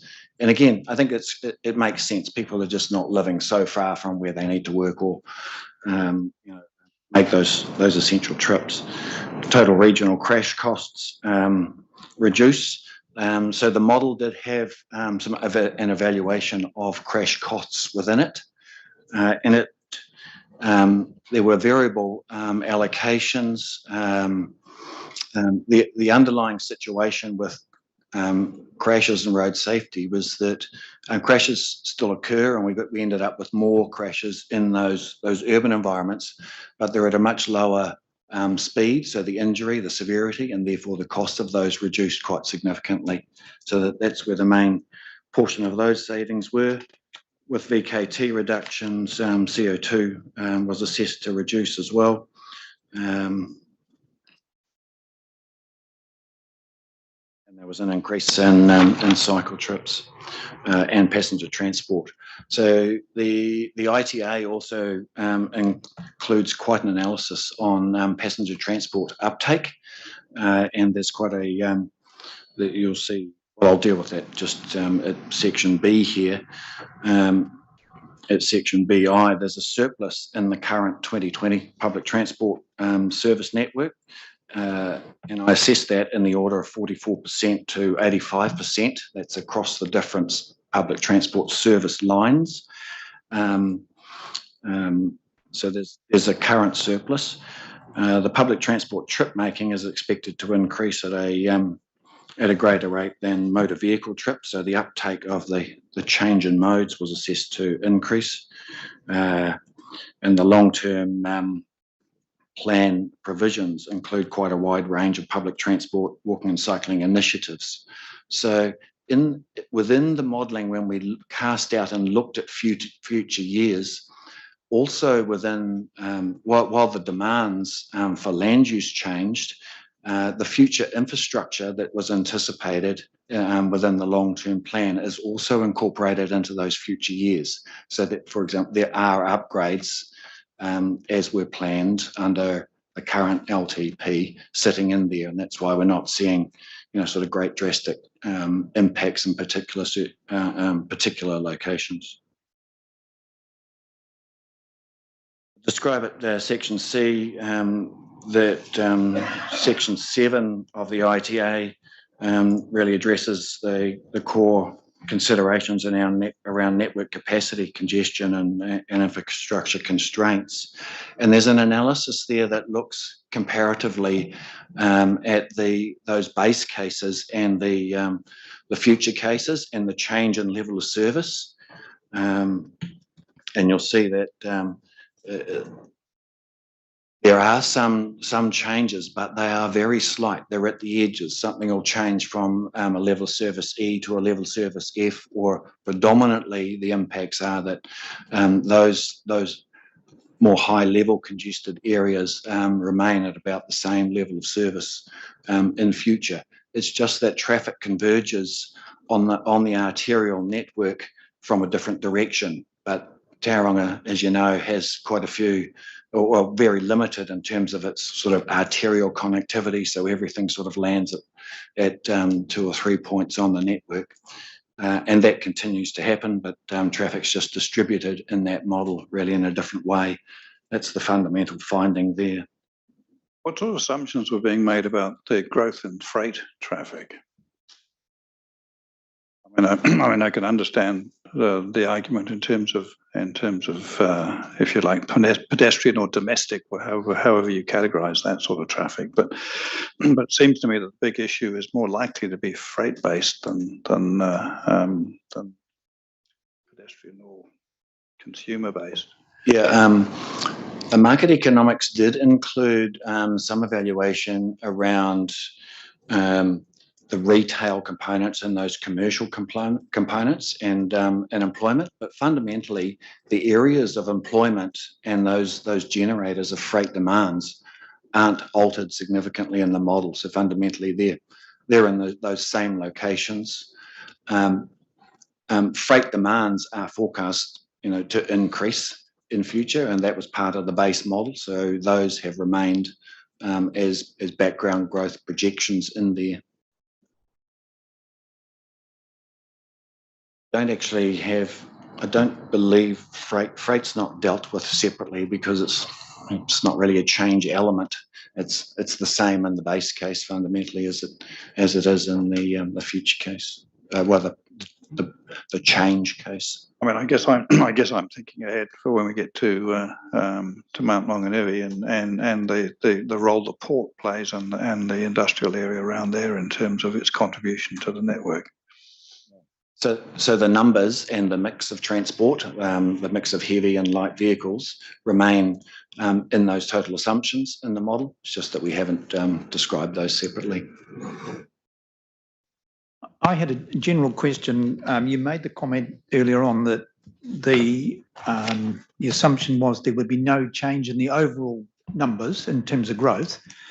Given that one of the objectives is to make housing more affordable, and this may be a more general question, has there any thought given that if the housing is more affordable in the city, that people will come from other areas who maybe at the moment won't come to for example, live in Tauranga because of the price of houses, price of accommodation?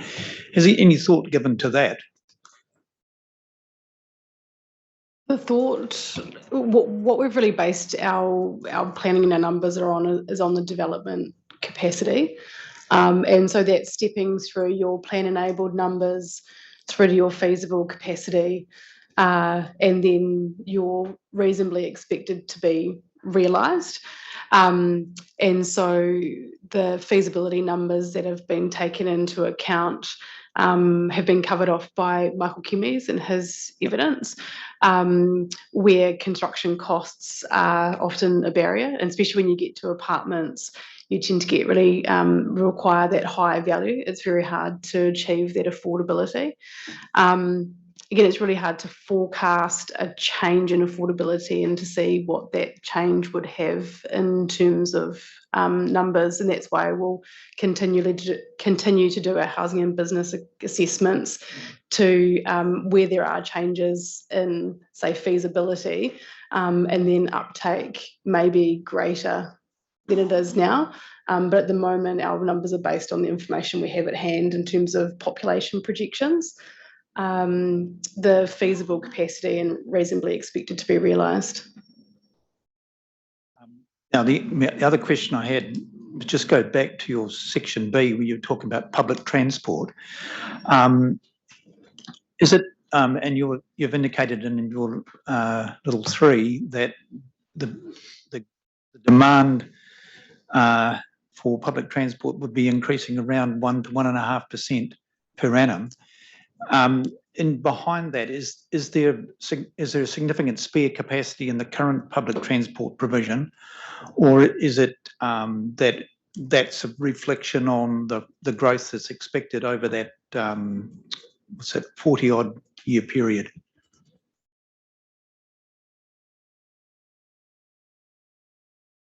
That's a general reflection. There is some capacity remaining within the current public transport system, but the regional public transport plan, which has since been released, does propose quite a significant change in direction, and I've included a discussion on that in my rebuttal, which I can cover off just momentarily. But the transport modelling that was done has been referred to as adopting the reference case, which is referred to as model scenario 8.1. And that's when you look into that, it picks up the long-term plan for public transport that the Regional Council has specified at that time. It's quite an investment in public transport yet to come, and a significant uplift in the capacity. And I talk a little bit about that, as I say, in my rebuttal, just how significant that is, particularly in relation to the Mount area. You can see that a very small increase in the frequency of buses results in a huge increase in the potential capacity. Yeah.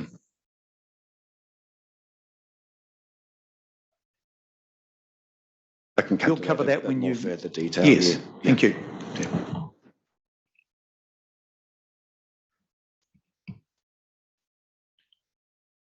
So at D, I guess I just summarised the safety and the vehicle kilometres aspects and the CO2, which I've I've just briefly summarised previously. So the overall conclusion is that there's not actually expected to be any additional or material cost in terms of transport infrastructure arising as a result of the intensification. There will still be those future demands for transport infrastructure, and when you look at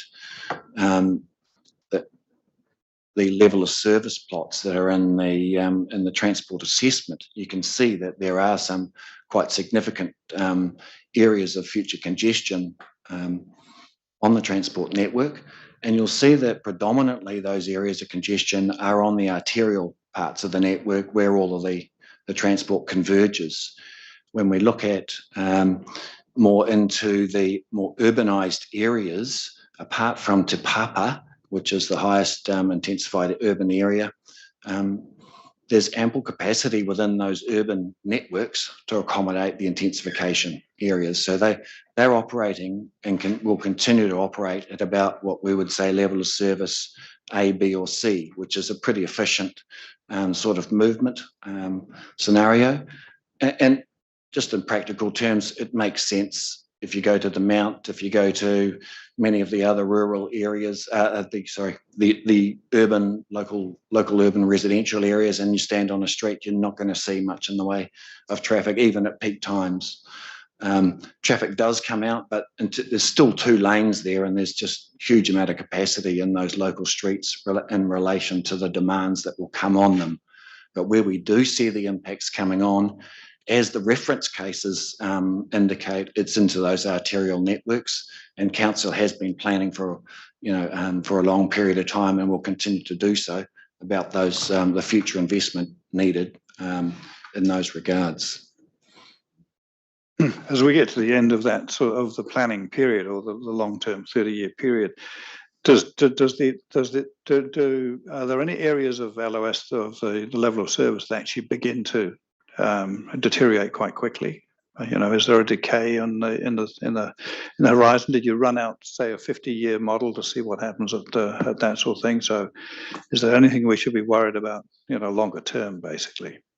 The reference case and scenarios 2, 3, and 4 are based on 2063, but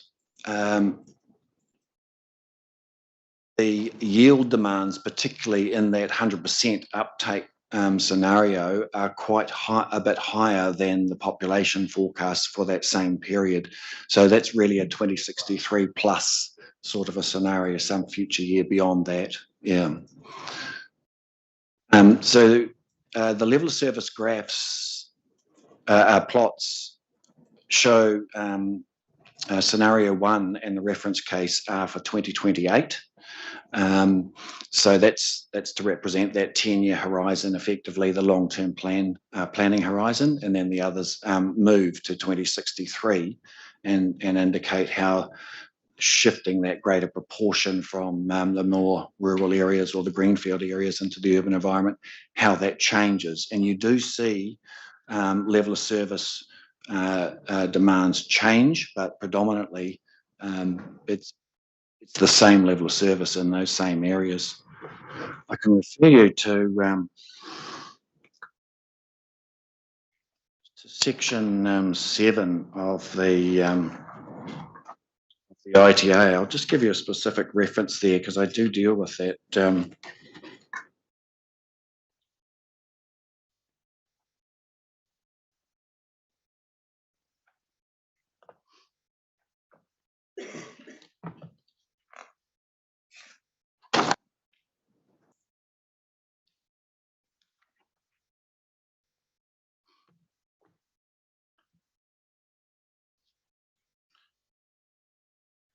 Yes, I'll probably cover this in my rebuttal as well, but there's a figure 7.1 at section 7.4.12 of the ITA, and that looks at a comparison case but for the 2028 future year, a comparison between scenario 1 and the reference case, and you'll see it's basically a blank, sort of a diagram apart from a couple of very small dots in isolated situations. And I provided a summary there. So effectively, practically nil change at that long-term plan horizon, and that has about a 10% shift in intensification over that period. And then over the page at figure 7, figure 7.2 is scenario 2 versus the reference case for 2063, and figure 7.3 is the scenario 3 for that 2063 reference case. So I think they're probably the best indicators. If you just flick through those, you can start to see where the new, how the level of service change comes on. And then table 7.2, I've actually made an evaluation of each of those, where each of those impacts come on and how that how those change effects occur. Would you by chance have table 7.2 of the ITA? No, it's okay. Fundamentally, what I've done is I've listed the level of service against the infrastructure items, and you can just look across and see that what the level of service is for those and how they change. And then I've got a little bit of a commentary about where I've dived in and had a bit more of a specific look at what the reason is and what the nature of the specific change is. And I set that out in the following pages in the ITA. Fundamentally, very, very little change that warrants additional infrastructure investment at that 2063 time period. So we're not dropping Ds to Es anywhere? There's 1 or 2 Ds to Es, and there are some that are Es to Fs, which doesn't take much of a change, as you'll be aware. But when you dive into this, why there's a red dot or a black dot on the plan, I do describe each and every one of those in the ITA. It'd be worth just refreshing on that. But when I've done that and I've had a look at it,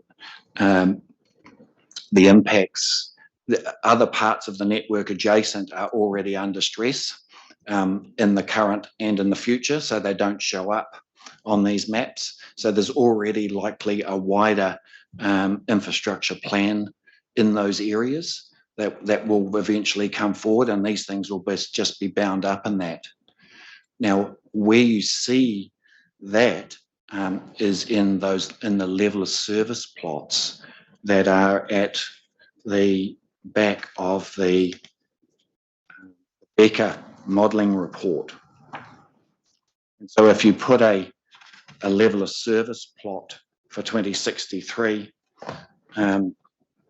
indicatively, if I hold that up, you can sort of see lots of red and black on the map. So you can see large parts of the network we're expecting are going to need some sort of investment in future.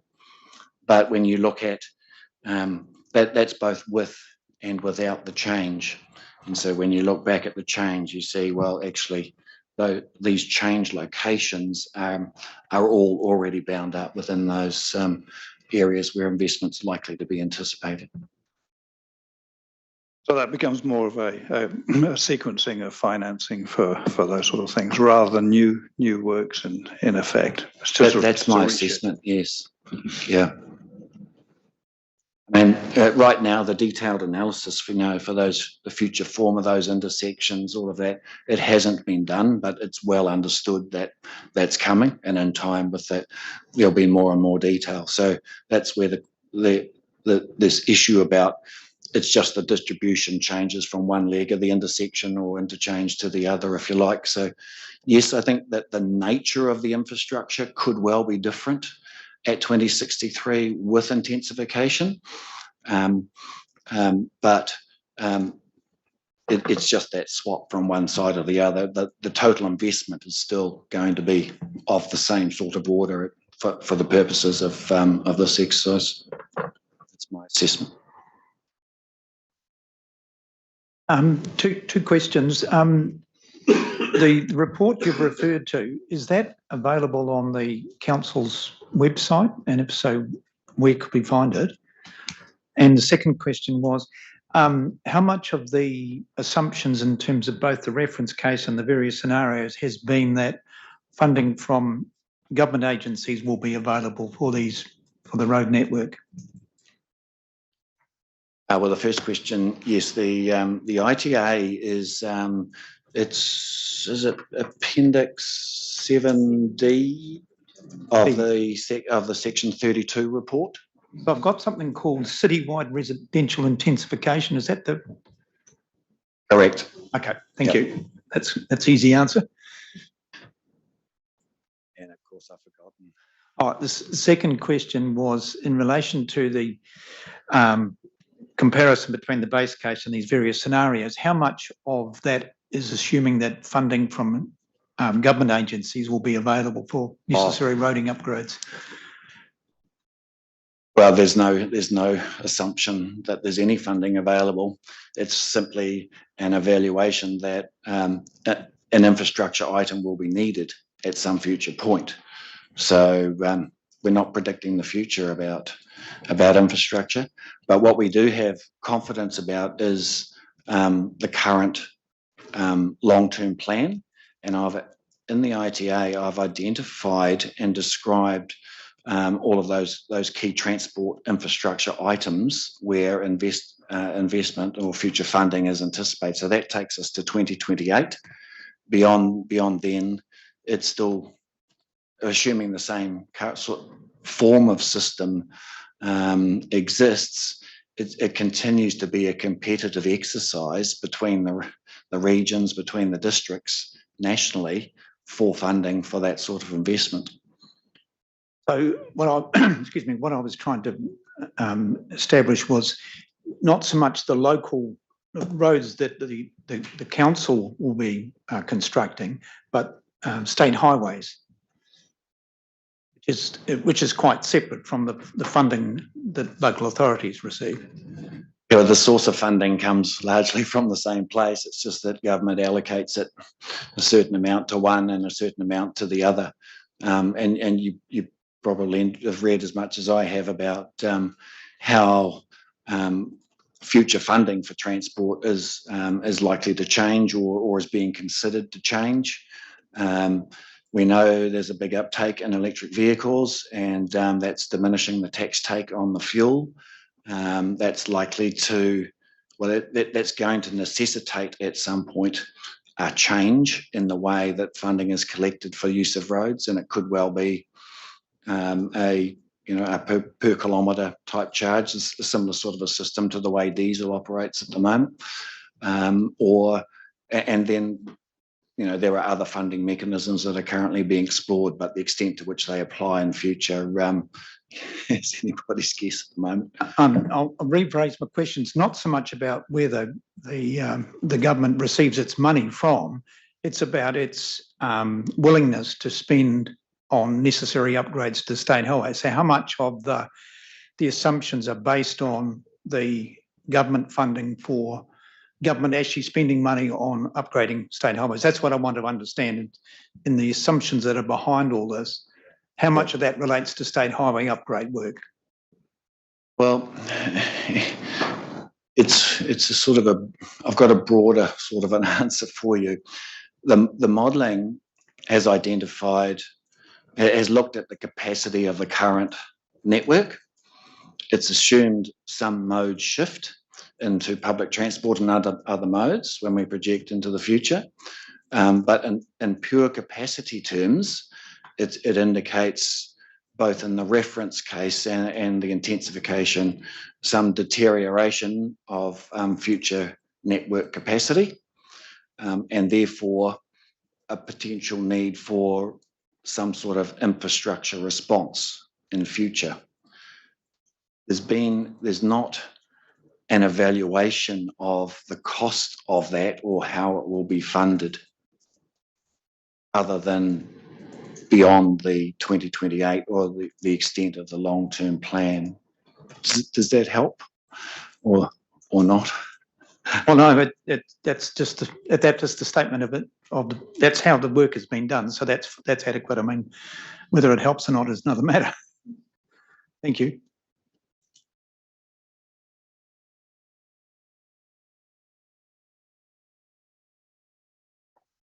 Okay. Well, back to the evidence. I think I can probably leave much of the rest of the evidence to your questioning. Just we've talked so far about the findings that are documented in the integrated transport assessment, and then council has sought some specific advice from me in some particular areas around rules and policy settings, and I set those out at section 6, 7, 8 and 9 and 10 and 11 of the transport assessment, so, of my evidence, sorry. So that deals with inputs at section 6 to bicycle parking requirements, and there's a new table and requirement that applies just to the intensification activities. We can't have those applying, to current land uses that aren't being proposed to change as a result of this plan change. Some bicycle parking standards that go with those. Heavy goods vehicle bays, there's been quite some input into that. And I think, Sir, you asked a question about that and whether the change from 15 to 35 dwellings as the threshold was considered by the joint witness statement. As far as I could see, the answer was no, it wasn't considered there. But council were advancing engagement with submitters separately. So at my section 7.1, I identify that there were submissions 218, 343 and 350. So that's MetLife Care, Classic Group and KO. Only KO were present at the joint witness statement, but there wasn't a matter that came after. Yeah. I can talk just a bit more to that maybe when I move to my rebuttal, just to close that out for you.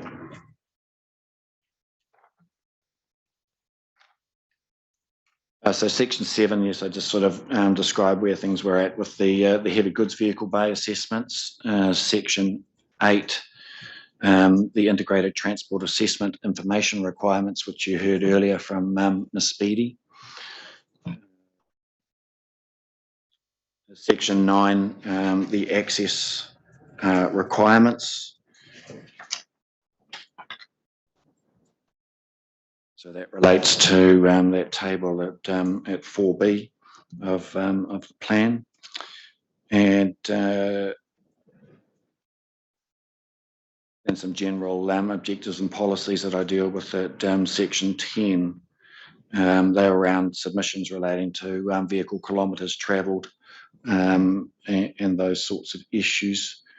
On the matter of VKT, I think I just observed that it's kind of a new concept that people are grappling with, but there's a very real risk of double counting and significant issues in trying to introduce VKT to be considered at a resource consent level.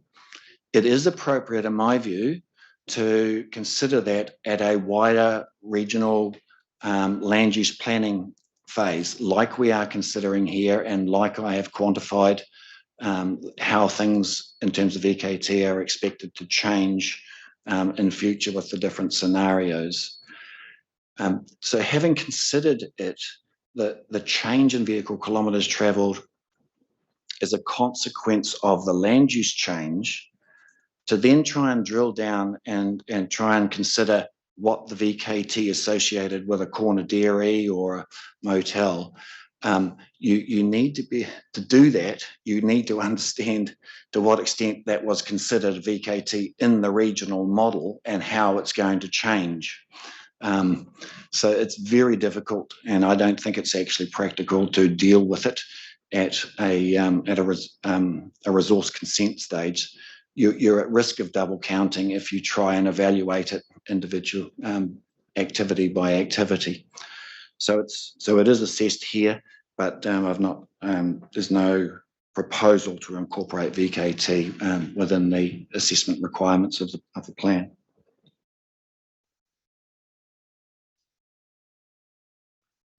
At section 10.4 of my evidence, I just there's subsections A, B, and C there, and you can see that with increasing intensification from the 25, 50 to 100, the VKT reduces by 0.7% in the 25% scenario, but then we get a 2.9% reduction in VKT at the 50% level, and then that increases up to 8.5% in the 100% VKT.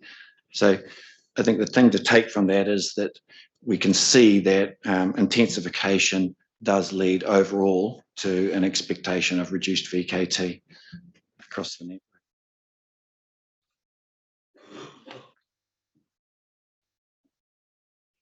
Section 11, there's just a small piece on a submission matter around measuring the garage door setback, and my assessment that that should be measured from the boundary. There are significant issues in my view in allowing vehicle overhang into that public road corridor and utility space and others that need to access into that space.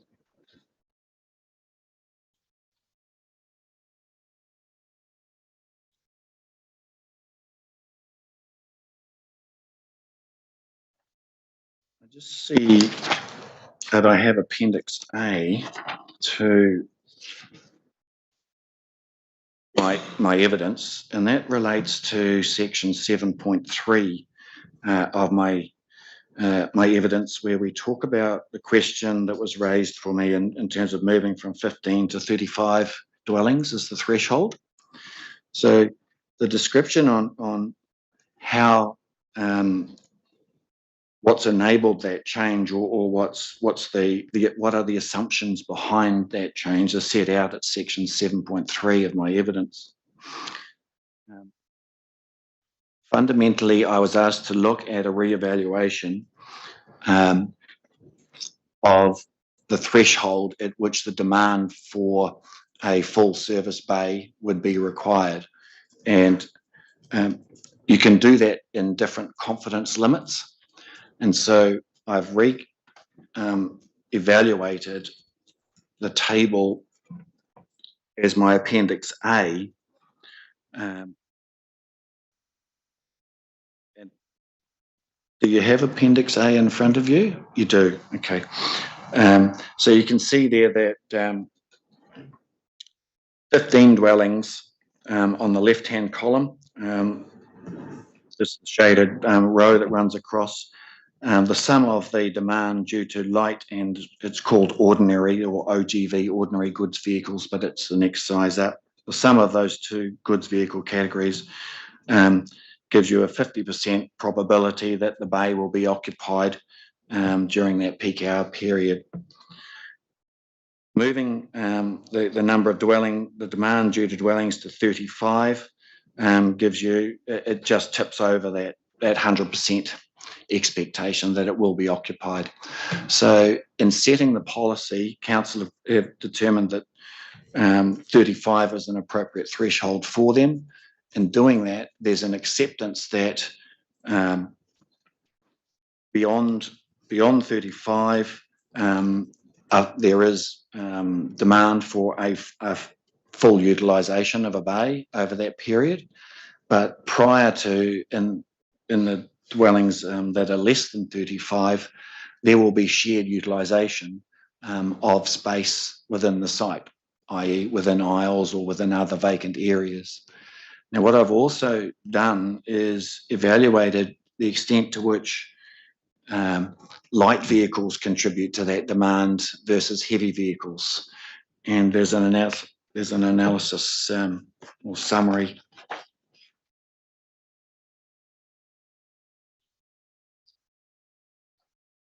At 7.3C, I described that about 85% of the generated demand will be due to light vehicles. So you're really looking for a car sitting in that aisle or occupying some other vacant space on the site, and then 15% of the time. There are some effects, but the consideration is that those effects will be internalised as a result of the outcomes of that rule or that's proposed. And I mean, is this a standard methodology now being used by transportation advisors? I mean, if we were to put this back to a wider group, would I mean, I'm sure they would applaud you, but I mean, would they agree? Provide some context around that. The assessment, the initial assessment report that I did, which is dated the 18th of July 2022, and I think that is sitting as Appendix 14 to the Section 32A report. Within there, there's an evaluation that does look at what other districts are doing, at what other standards guidance that we use in transport are doing, both within New Zealand and Australia, and I've extended that into the UK. As far as I can reasonably tell, there's no definitive evaluation methodology in this space. But what I have done is looked at how this policy sits and this rule sits in relation to those other contexts, and then I've taken there's quite a lot of detailed information sitting in the UK database that has included duration of stay of loading vehicles, and I've been able to integrate that into the assessment with the frequency of arrival to give me an estimation of the total occupancy of a loading bay. So that's how I've gone about the analysis. And then at the end of the day, it becomes an effects-based assessment. But others are using thresholds of around 50 dwellings as a requirement, and there are those examples that are set out in that Appendix 14 to the Section 32 report.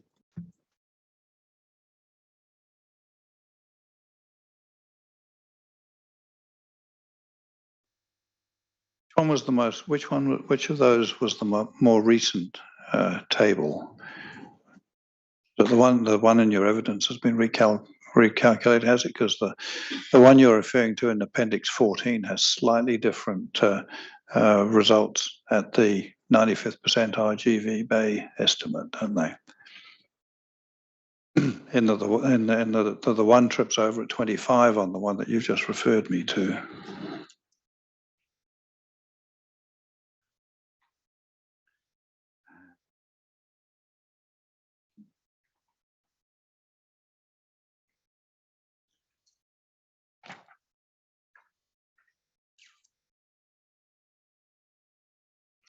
I mean, I wouldn't be worried about this if it wasn't for submitters wanting it knocked out. So I guess just need to be clear about it.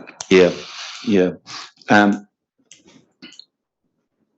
I can't remember offhand as to why the reason, but there's some micro change there. Yeah, I can see that. The one to be adopted is the one in my Appendix A. Thank you. All right, thank you. Just note on page 18 or page 2 of that Appendix 14 report that just for example, the RMS guide, which is the Australian guide, has got one heavy goods vehicle bay per 50 flats is the nice round number, isn't it? Yeah. And I've adopted some rounding in my landing as well, you'll see. Yeah. Okay. So that just leaves the rebuttal perhaps quickly.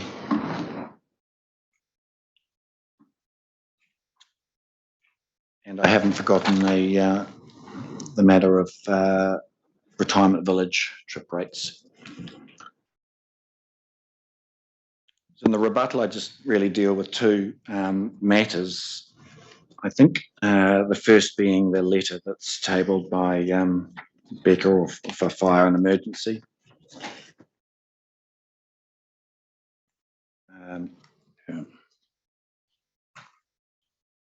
Yeah, and the second being the evidence of Mr. Mackenzie for Waymark Holdings at the Mount.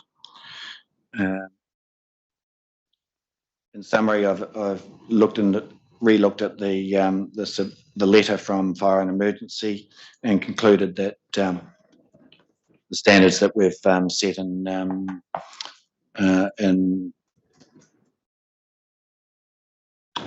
is it Rule 4B, the table at 4B, remain appropriate. I'm not sure that it's my interpretation. I'm not sure that they've picked up that the 20 metre. We've introduced a 20 metre threshold for a narrower right of way. That's one hose run for fire and emergency. So that's been the basis behind that, enabling that threshold. So there's no expectation a fire engine would get down there in that scenario. Yeah. So I've not recommended any changes, but I have given you a para 3.6, a diagram there that is out of the fire and emergency standards that does quite clearly say 3.5 and 4 metres overall, and those are being met in all of those other circumstances. And then I set out a bit of a blow-by-blow response, I guess, to Mr. Mackenzie's evaluation, and I think perhaps I'd be happy to take some questions on that if you want to work through that. I think you'll be here when Mr. Mackenzie is here, and we'll we'll join the two of you together at that point, I suspect.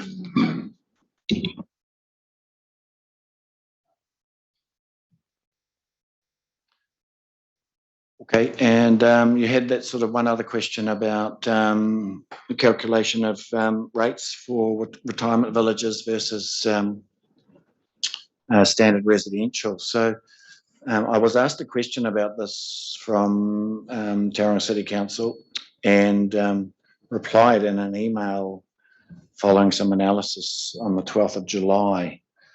And the point of reference has been the Waka Kotahi Research Report number 453, which is the trips and parking database research guidance that we generally adopt in New Zealand. It's New Zealand research-based document. That document sets out your typical suburban residential dwelling unit peak hour trip rate of 1.2 trips per dwelling. And then it separately identifies trips for retirement units and trips pertaining to rest homes, which are the more invalid bed type, hospitalised type activities. So for a retirement unit, the guidance there is 0.3 trips per unit. So that's 1/4 of the demand of a typical suburban residential unit. And for rest homes, the guidance is 0.4 trips per bed. And so I have adopted that and applied that against the 1.2 trips per dwelling rate, which gives you 0.33 trips. I think it's a reasonable, there's obviously some assumptions underlying that, but I think it provides a reasonable basis for making the sort of evaluation that council want to make in that table. And that reference to the WK report, can you provide that to us at some point? Provide that, yeah, right now. That particular table or whatever. No, I'm thinking if you provide us with that sort of table. Oh, the whole table? Yeah, it's table 7.4 of that report, but I can provide that for you, yes.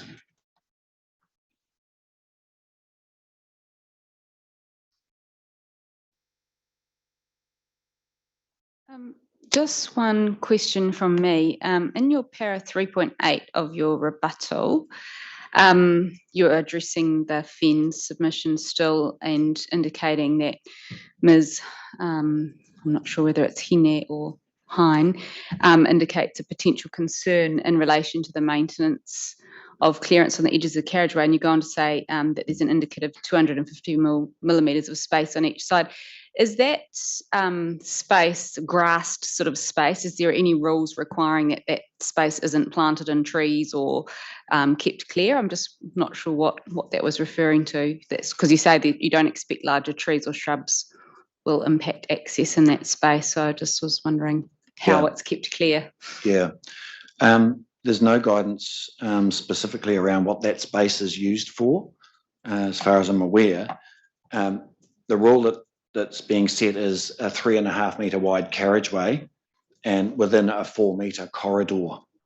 So it leaves 0.5 metre to be played with, and experiences that you do need utilities and, water and phone and all of that to sort of get access down. So once you have those things in the ground, the ability to then plant on significantly on top of that becomes limited.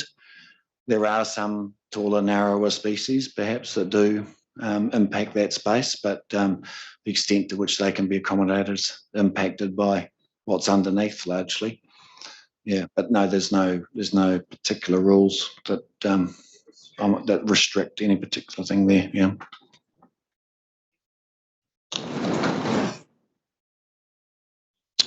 I had a general question. Later in your rebuttal evidence, you talk about a proportional yield assessment approach. Is this the approach that's being recommended in terms of restricted discretionary activities for assessing the effects on 4 or more dwellings? No, what I'm really talking there about is the scenario 1, 2, 3, and 4 modelling approach, where we've actually modelled the yield that is enabled by the land use rezoning, right, as compared with the dwelling population forecasts.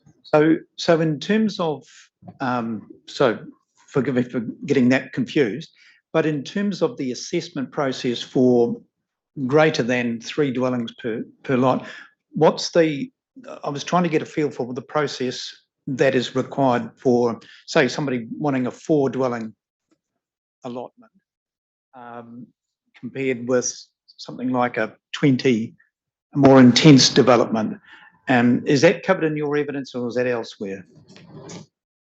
I think it's predominantly the planning evidence, but I deal with it only in terms of the requirements for an access way, those width requirements for right-of-ways and access ways. If I could just add on, so that's what I was talking about in my opening statement, where the integrated transport assessment is commensurate with the type of, the level of development. So rather than requiring an integrated transport assessment full stop, we have based the level of that integrated transport assessment on the number of dwellings. Right. So that relates to Appendix 4K, right, which outlines the information that is required. So we have taken a staged approach about how detailed that assessment is, depending. So there is a difference between if you're doing as Mr. Appledorn was saying, if you're doing a development of 4 or 5, you need to meet the access requirements and all the permitted activity standards of our transportation provisions. But if you're going to propose say a 20 dwelling, then you need to do an integrated transport assessment that's called a neighbourhood assessment, and there's a range of matters that need to be covered off. So yeah, the level is related to the level of development. And I was trying to contrast that with the 3 waters of requirements. So is it as similar? I mean, there's always an amount of information that council will have rather than, or compared with maybe a developer might have. But I was trying to make that comparison between the levels of information, the amount of assessment between the 2, transportation versus 3 waters.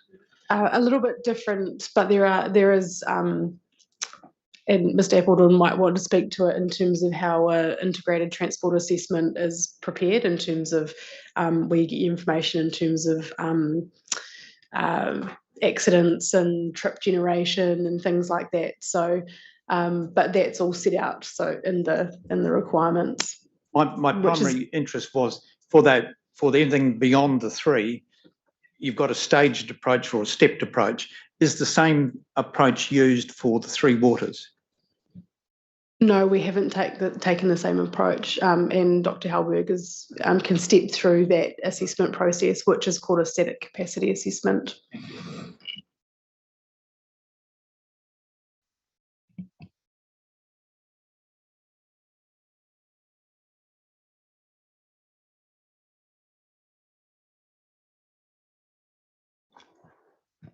Coming to the waters, yeah.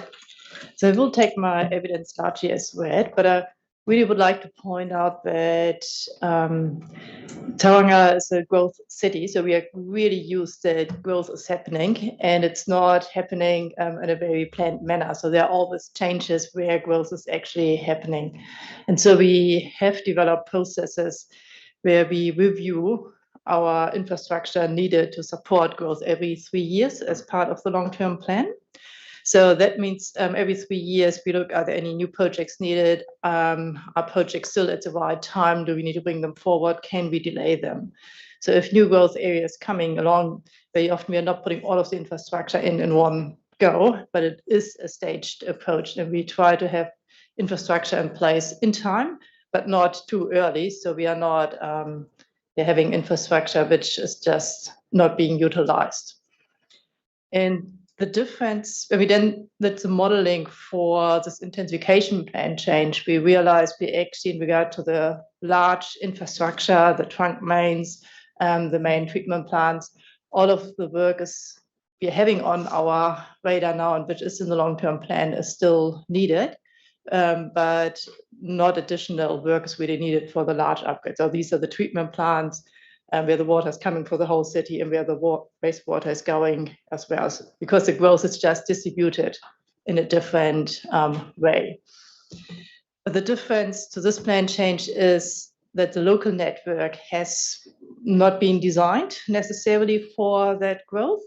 And so we did some testing, and because it's a relatively new network, to a large degree, we can live with up to 3 dwellings, and we don't see many issues arising with that. But if it goes beyond that level, we see there's a need to really check the local network as well. Is the pipe large enough, like for a wastewater pipe, the local pipe up to the trunk network where we have 2 to 5, and also the water supply where we've got some wider mains, local more pipes going into the main or being fed from the trunk mains. And if there are any upgrades needed in that space, the costs are usually much lesser to an extent. And council has made the commitment to really track where development is occurring, where we get development applications in, so we can see if there's an area where there's just more happening. So we should maybe focus with minor upgrades in these areas as well. But very often a developer could potentially even pay for these upgrades themselves if they really want to, and council might be too slow in being able to respond to it. And we just touched based on our capacity assessment. So this is actually outlined in attachment B of my evidence, where we're expecting that developers would do their homework upfront and look what flows they might actually have from their side, and up to 3 dwellings. So that's this pre-application check. Normally that should be all fine. But if it's 4 or more, we expect them to do some general simple calculations. So they wouldn't have to do any modeling or the like. It's just the standard assessments you would expect a normal engineer can do quite easily. There's not too much effort. And then council would check that. And we have got also further information, like we would have a better overview. Has there been some reported overflows in that area, which might not be so, which you might not be able to see just from looking at the network information, which is available on the council webpage. And so we would do a double check internally. And if that's all fine, it might actually pass that they can go ahead. or we would come back and say, oh, there's some adjustment potentially required. And we identified if there are more than 20 dwellings, that's basically where we would potentially also do some internal modeling with our strategic model, just to have a wider check on the wider network as well. And yeah, what it basically shows, there's a certain level of work for developers to do, what you would expect normally anyways they would do. And then we have got the checks within council as well. And yeah, so and this is mainly for wastewater and water supply, which are really depending on the densities. And stormwater is different because we don't mind if it's going multiple stories up. It is more the amount of imperviousness which triggers any potential upgrades.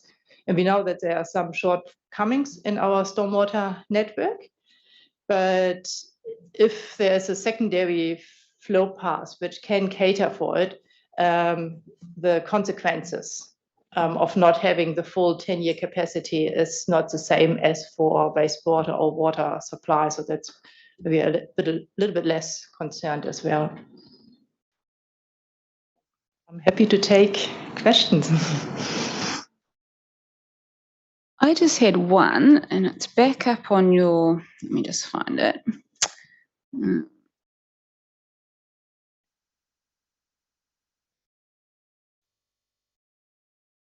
Para 3.2, so of your evidence in chief, you talk about the tools to assess the impacts being calibrated and updated regularly. I just wondered, what does regularly mean? Is that in 4.1 you talk about every 3 years? Is that calibration and updating happening every 3 years, or is the 3 years something different to the growth predictions? I think you talk about being updated 3 yearly, and then you say regularly calibrate and update the tools to assess the impacts from growth. So what's regular? We've got every 3 years we are relooking at the models, and every 6 years we have a total recalibration of the model as well with all of the new flow data. So there's a small upgrade every 3 years and rechecking, and every 6 years a full calibration of the models. Where are we in the cycle now? Are we in a 3 or a 6 year term? So we are just in the 3 years. So in another 3 years, there would be another full upgrade. So basically for this upcoming long-term plan, we had another relook at the growth predictions. And then in 3 years' time, we would have another big upgrade. Just, I'm assuming that you're not reserving capacity for the permitted 3 per site growth anticipation, so that there's no what am I thinking of? So if I want to develop a 5-story or a 5 dwelling building on a site, and there are no, or very few within the local network, very few developments beyond one dwelling per site.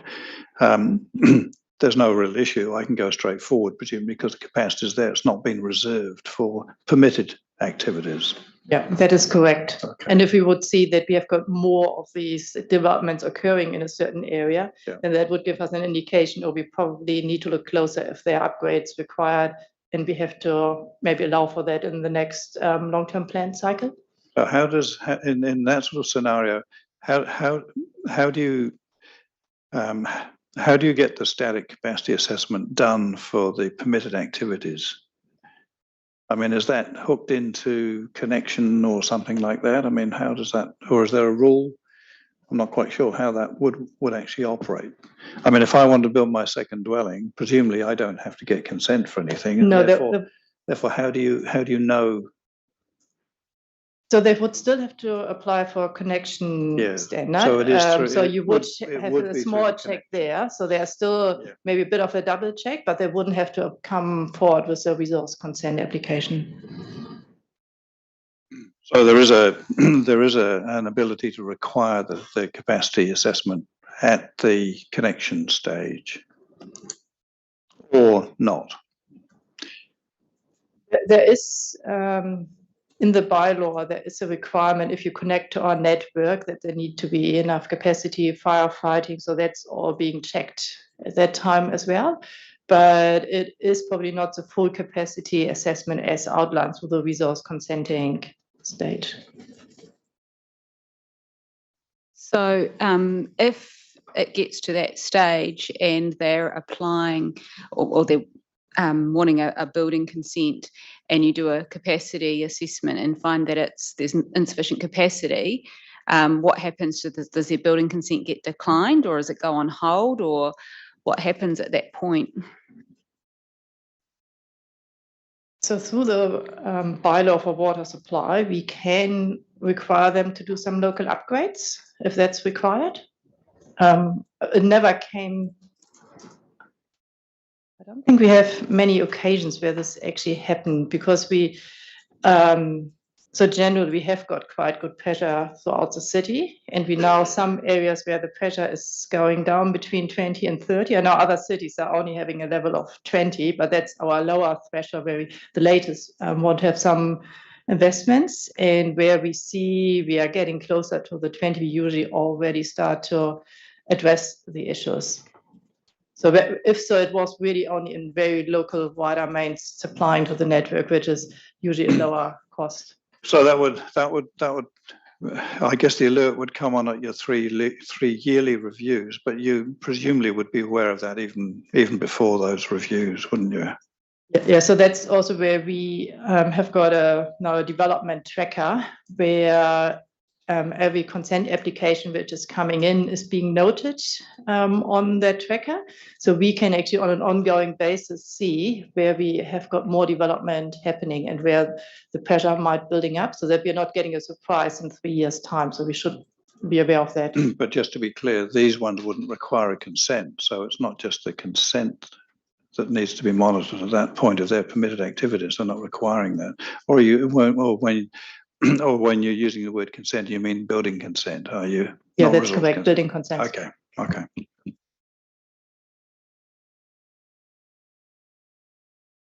So just following on from that, I'm assuming that in these particular situations, another dwelling on an allotment, they would be paying a development contribution as well?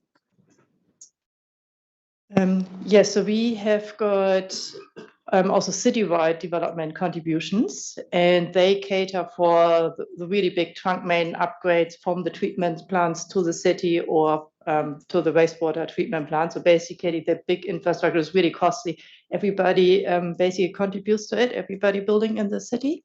And then we have got local specific development contributions as well, and they're usually associated with certain growth areas like the Pies Par areas, existing growth area, Bethlehem, Tauranga. So we have got these areas which have got specific, more local infrastructure as well.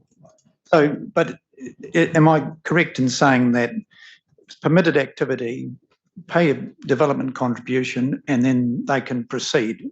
There's unlikely to be a situation where the statement could be made, well, you can't proceed because there's no capacity? So I think that's where we actually want to have it as a restricted discretion, that we could say no if someone comes in with a really large development, not on a permitted activity basis. No, I'm talking about permitted. Oh, okay, yes. Yeah. Yes. No, that is, I can't think of a situation like that. So it would be more, maybe there are some local upgrades required, but if that's agreed that that's happening, then we wouldn't say no. Okay. Yeah. Thanks. In your 4.5, you've talked about it's not expected that the MDRS will require widespread network upgrades. Solutions would rather include individual measures on private properties. What were you meaning when you said that? 4.5.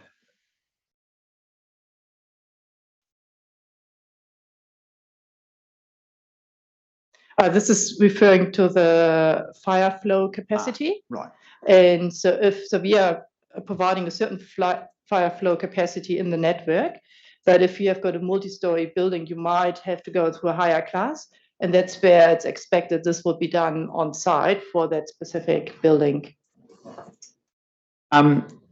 in terms of going back to that question I raised earlier on about the static capacity, can you just describe in terms of the fourth dwelling rather than the 40th dwelling, what is required and how much effort is required in terms of a small development versus a large development?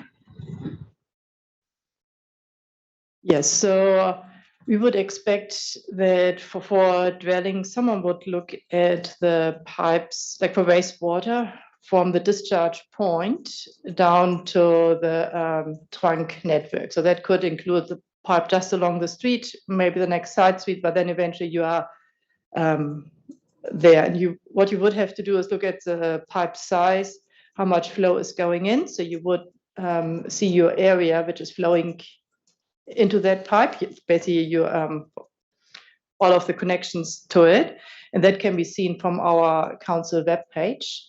And it would be then expect to look at the upstream, how much is coming from upstream, and would there be capacity. So it's basically counting connections and looking at the pipe size and making a comparison of that. So we are not expecting that any like gradients of the pipes or something like that is being taken into account, which could affect the flow capacity. So that's something which we would do internally.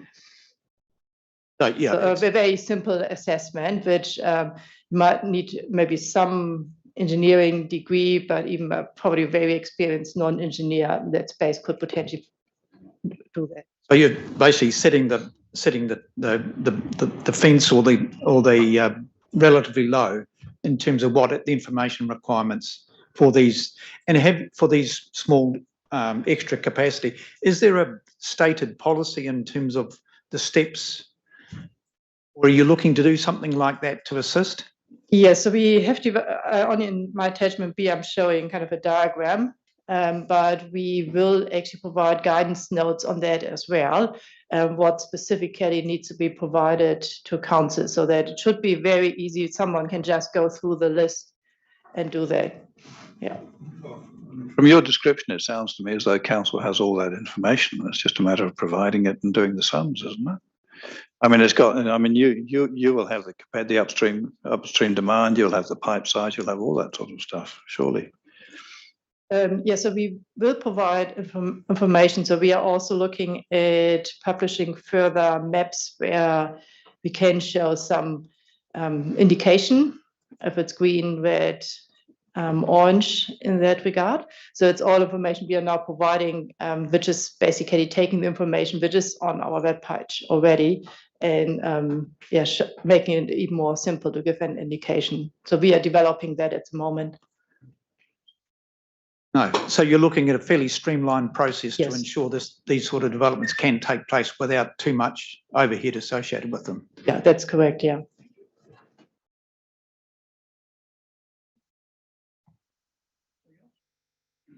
I'm just having a quick look.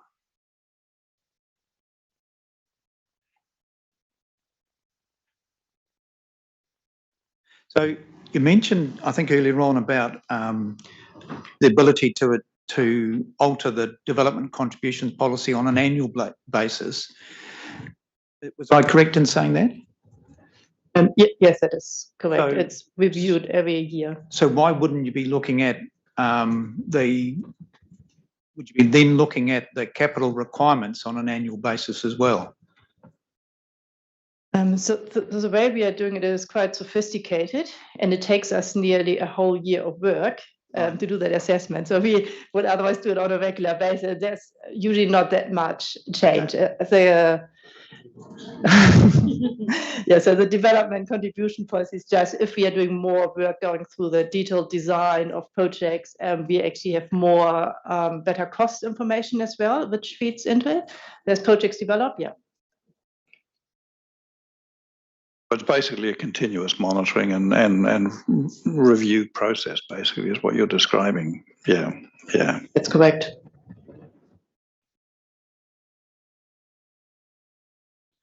So in terms of the submissions, under your 7.2, you referred to urban task force, etc., seeking activities, controlled activity status for 4 to 12, and you comment in 7.5. In terms of the discussion we've just had about trying to streamline that process, do you think that adequately deals with the request they've had for control? And you're saying you'll make it an easier process than, and that would be your response to making it a controlled activity for those smaller developments? So I think it should be a very straightforward process, as long as we're not talking about larger developments that really then require more upgrades. And the only reason we would like to keep the 4 dwellings is that the network wasn't designed for that type of density. And so we really would like to have a check and would like to have the possibility to actually say no if maybe the cost is going too high, no one wants to pay for it.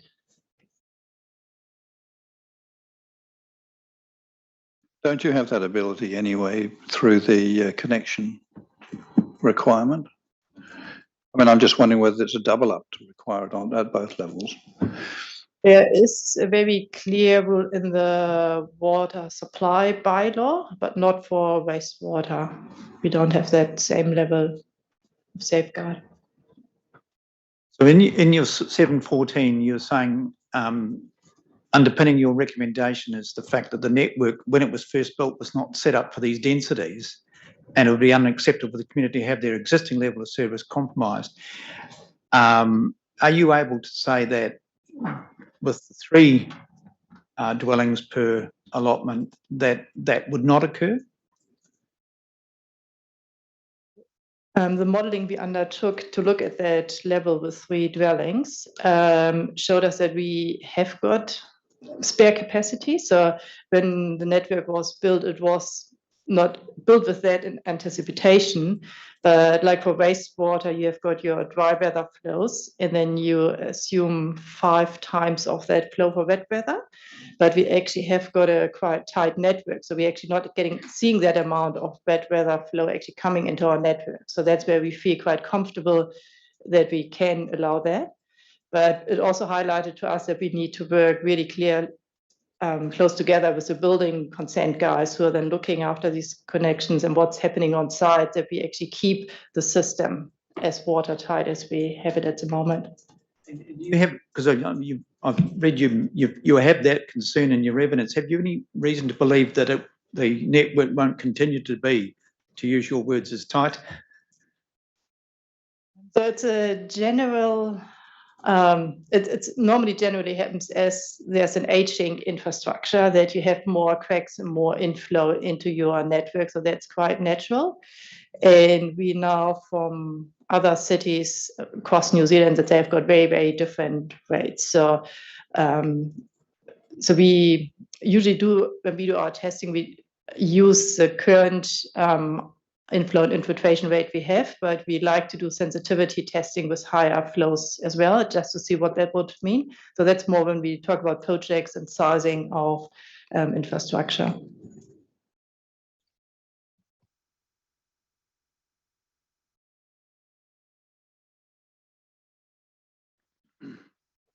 Are we going for time? If you're happy to move on to qualifying matters, we'll cover off qualifying matters today, and then. Yep, I'm Okay. fine. Who's covering those off? Ms. Vaidya yes, will be right. coming. Right, thank I'm you. just going to join the meeting because we'll step through a presentation for her opening. At the back of the first one, wasn't it? Yeah. You're not leaving us, Mr. Appledorn, are you?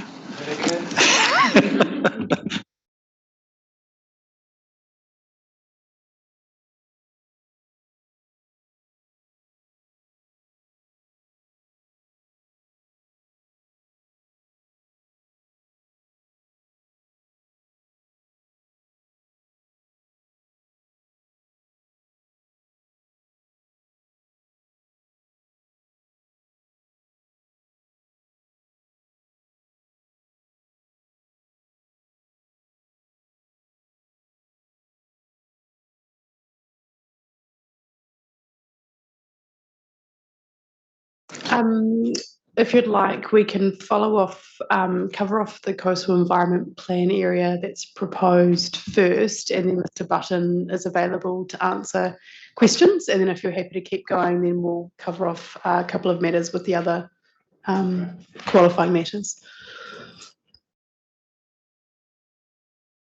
Righto.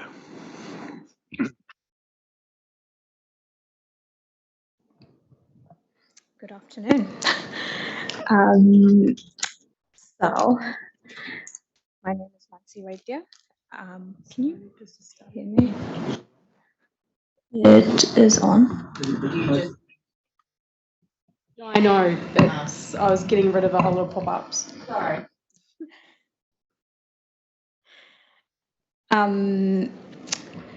So my name is Manasi Vaidya. I'm a senior policy planner at Tauranga City Council.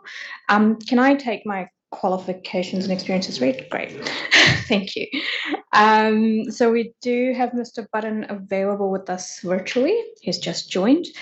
He is our landscape expert for Plan Change 33, and he'll present on the citywide landscape assessment today and can respond to any landscape questions.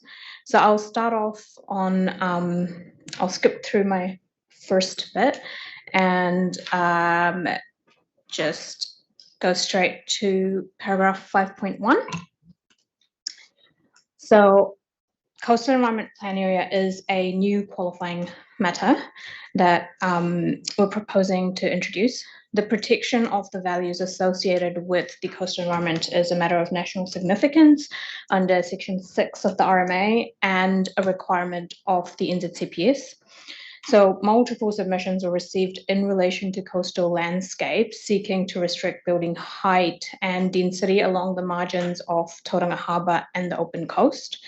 So based on the work undertaken to respond to submissions, Plan Change 33 proposes a new rule framework which manages height to protect landscape and natural character values of the coastal environment, and adjacent ONFLs. So the proposed provisions are in Chapter 6 of the City Plan, and they'll be known as the Coastal Environment Plan Area, or CEPA. Plan Change 33 also introduces new planning maps, which identify the permitted height on a block-by-block basis, which I'm unable to share screen. It's disabled, so I can't put the presentation up.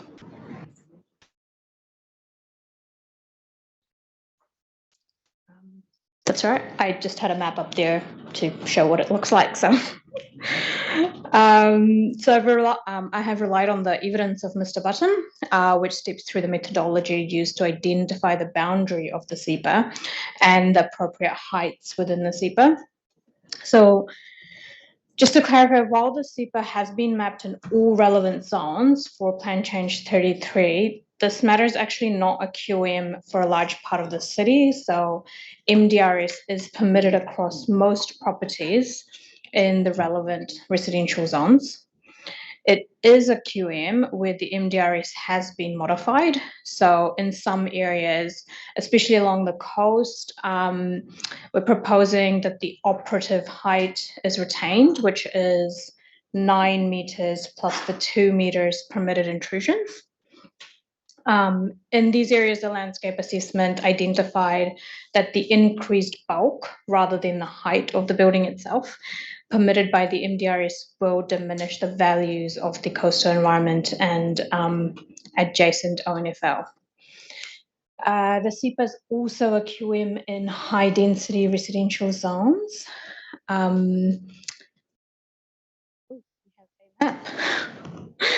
So if you can see the map, I can point out along the grey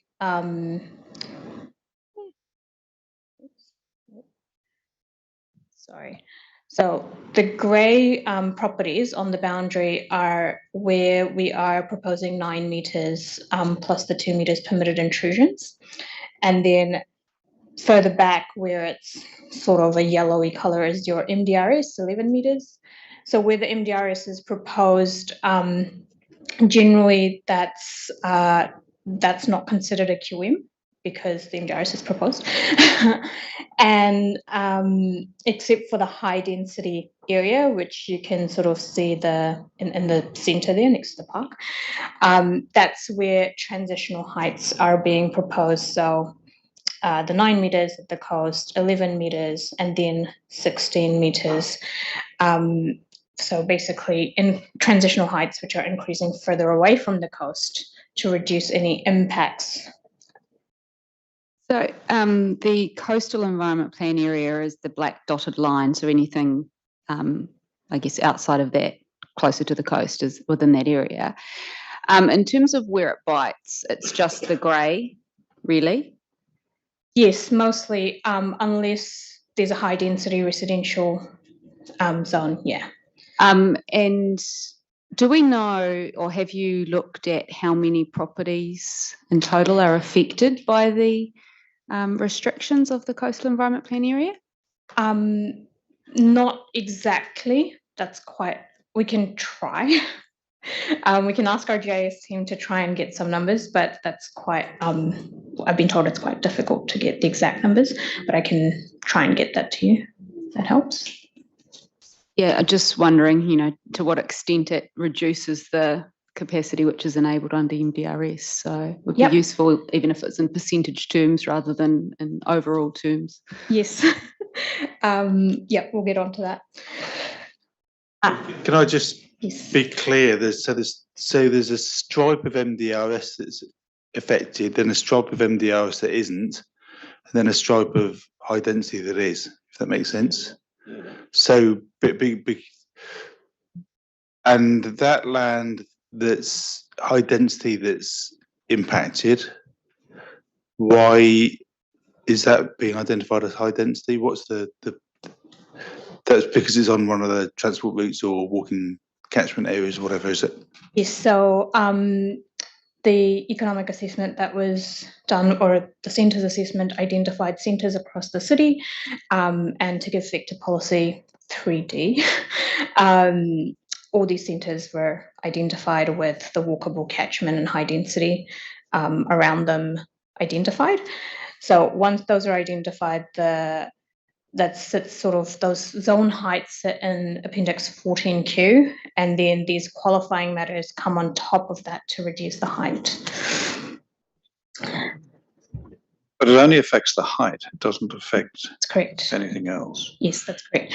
So in the MDRS area, it doesn't really affect numbers at all. It just, because 11 meters doesn't give you 3 stories unless you're really small. yeah, that would be correct, yeah. So it would really only affect density where there's a high density zone and we've sort of have transitional height. Right. So just moving on. So non-compliance with the permitted height, which is identified in section 8 of the city plan, so I'm just on paragraph 5.9 now, is proposed as a restricted discretionary activity.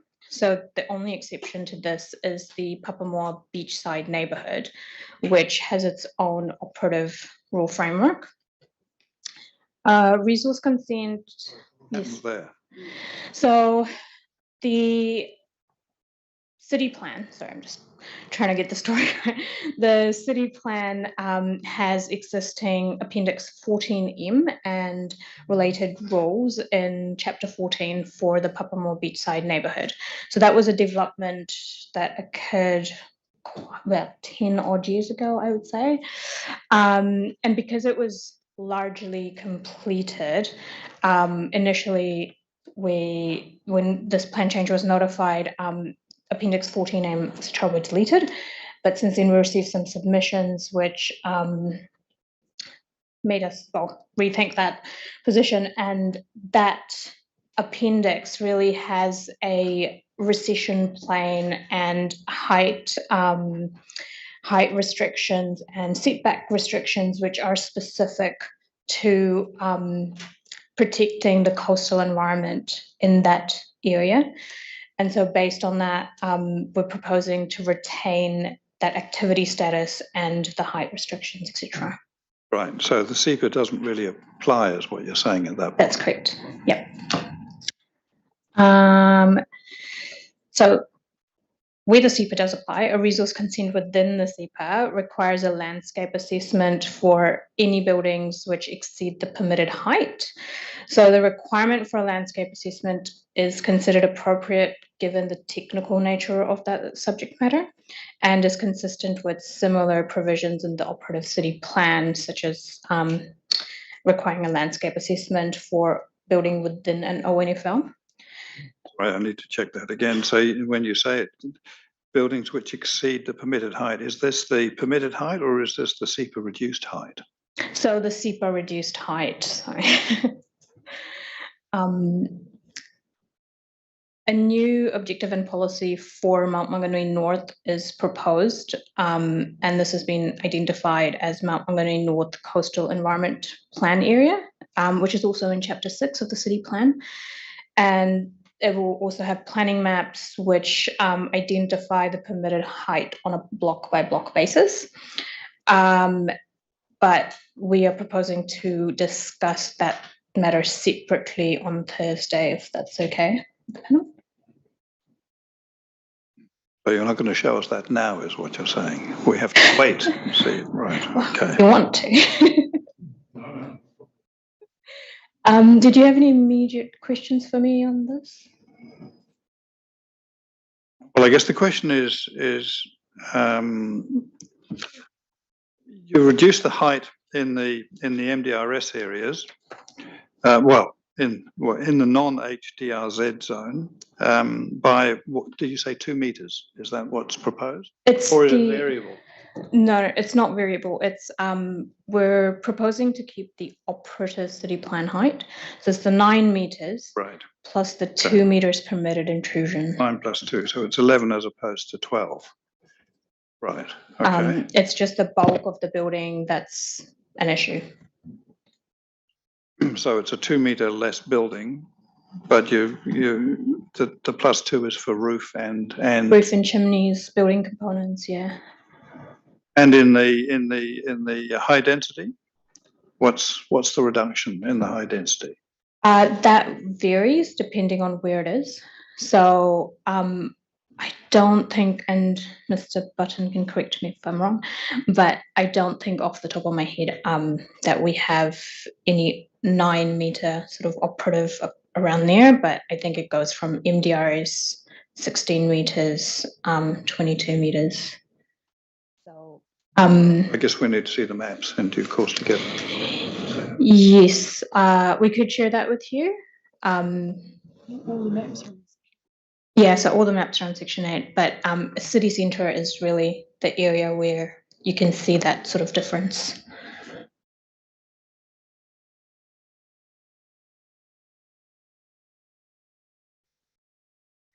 So Mr. Button has a 5-minute presentation and some questions if you like. Button, if you're there. Tēnā koutou. Yes, I'm here. Can you hear me? I can indeed, yes. So my name is Simon Button. I am an associate landscape architect at Isthmus Group. I have prepared a brief opening statement, which I understand has been tabled, which I intend to speak to starting from paragraph 1.4, if that's okay. Go further if you really like. I'm the co-author of the Tauranga Residential Intensification Landscape Assessment, which was jointly instructed by Tauranga City Council and Bay of Plenty Regional Council in January of 2023. I'm also the author of the Mount Maunganui North Landscape-Related Qualifying Matters Assessment, which focuses on the Mount Maunganui North area and will be discussed during the hearing on Thursday, the 5th of October. The purpose of the citywide assessment is to identify the capacity of Tauranga City urban landscape to accommodate urban intensification in relation to qualifying matters 6A and 6B of the RMA, giving effect to the relevant policies of the New Zealand Coastal Policy Statement and policies 3 and 4 of the MPSUD and MDRS. The assessment gives consideration to both the operative development controls within Tauranga City Plan and the development heights sought by council outlined within Appendix 14Q of the Notified Plan Change 33 documents, which respectively set a lower and upper constraint to the assessment of development heights across the city. The assessment identifies the capacity of the urban landscape to accommodate urban intensification within these upper and lower parameters whilst protecting the natural character and ONFL values. The assessment relies on the identified values and characteristics of the coastal environment within the natural character assessment of the Bay of Plenty Coastal Environment Assessment, which was prepared by Boffin-Miskell in 2013, and the identified values and characteristics of ONFL within the relevant schedules of the Tauranga County Council, Western Bay of Plenty District Council, and Bay of Plenty Regional Council plans. The assessment considers the natural character areas and ONFL which may be affected by urban intensification within the city, and found that the relevant setting of almost all ONFL proximate to areas sought for intensification are located within the coastal environment boundary. The only exclusion to this is localized areas of the setting of Tauranga Harbour ONFL, where the coastal sector boundaries of the 2013 Natural Character Assessment have been adopted to define the setting of the harbour's values. Potential urban intensification within the study extent is assessed against the relevant natural character and ONFL values to identify the capacity of the urban landscape to accommodate intensification, which is both height and density, whilst protecting those values. The assessment of each value includes recommendations, where required, to Appendix 14Q of the notified PC 33 documents to either amend development height restrictions or introduce additional management controls, giving consideration to the operative development heights and management controls across the city. The recommendations relevant to each individual coastal sector and ONFL are mapped on the respective figures throughout the assessment. To summarize, the assessment identifies 3 overall key moves and 2 overall recommendations. The key moves include providing a transition of development height along the coastal and harbour margins, managing the visual prominence and spatial relationship between areas of isolated development and Tauranga Harbour, and protecting the expressiveness of the harbour margins from dominance of development. The recommendations include the restriction of development height within sensitive areas of high-density residential zone, and the provision of management controls in specific areas to require a landscape assessment to ensure that development protects the natural character and ONFL values. A series of workshops between Isthmus, Boffin-Miskell, Tauranga City Council and Bay of Plenty Regional Council were held throughout the project duration to discuss the findings of the analysis and recommendations of the assessment and how they could be supported by the statutory framework within the Tauranga City Plan. I presented the assessment during expert conferencing on 27th of July with all landscape experts present, agreeing with the technical material presented and recommendations therein. This is recorded in the joint witness statement in relation to landscape values for the coastal environment, dated the 27th of July 2023. In my opinion, the recommendations of the assessment will ensure that the natural character and ONFL values are protected within Tauranga. Thank you, and happy to answer any questions you may have.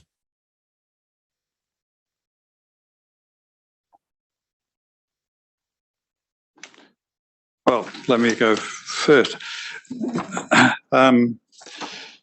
I guess I'm at a bit of a loss at the moment until I see, I guess, how this looks on the ground. As what precisely is sought to be protected by these measures? What is it that this is actually seeking to achieve, and from where? So it's a natural character of the coastal environment and the degree of naturalness, which is relevant to Section 6A of the RMA.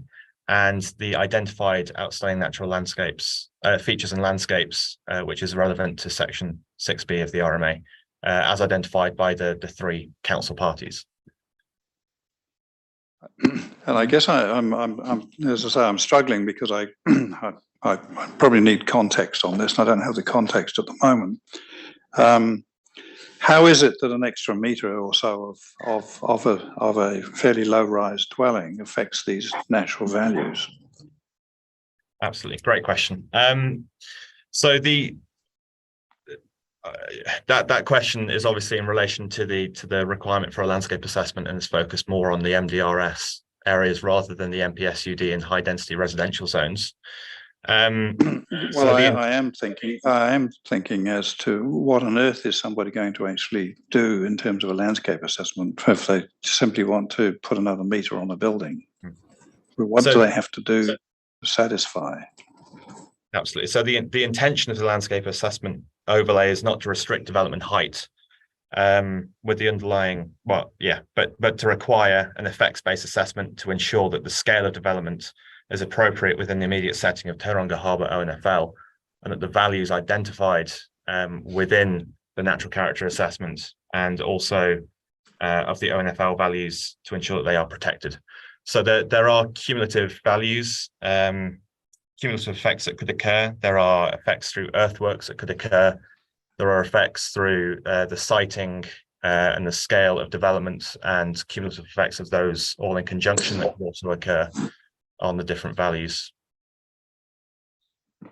Sorry, can I just come in here then? So is it the fact that the taller, bulkier building is perceived to have more of a dominance effect on these areas than the shorter buildings would be? So on that basis, sort of what distance are you appreciating this from? It's from the perspective of being within the ONFL and standing there and feeling that you have this dominant building against you, is it? Rather than a view across the harbour, for instance, of it, where you would see the lower buildings against the backdrop of the taller buildings and wouldn't appreciate the effect.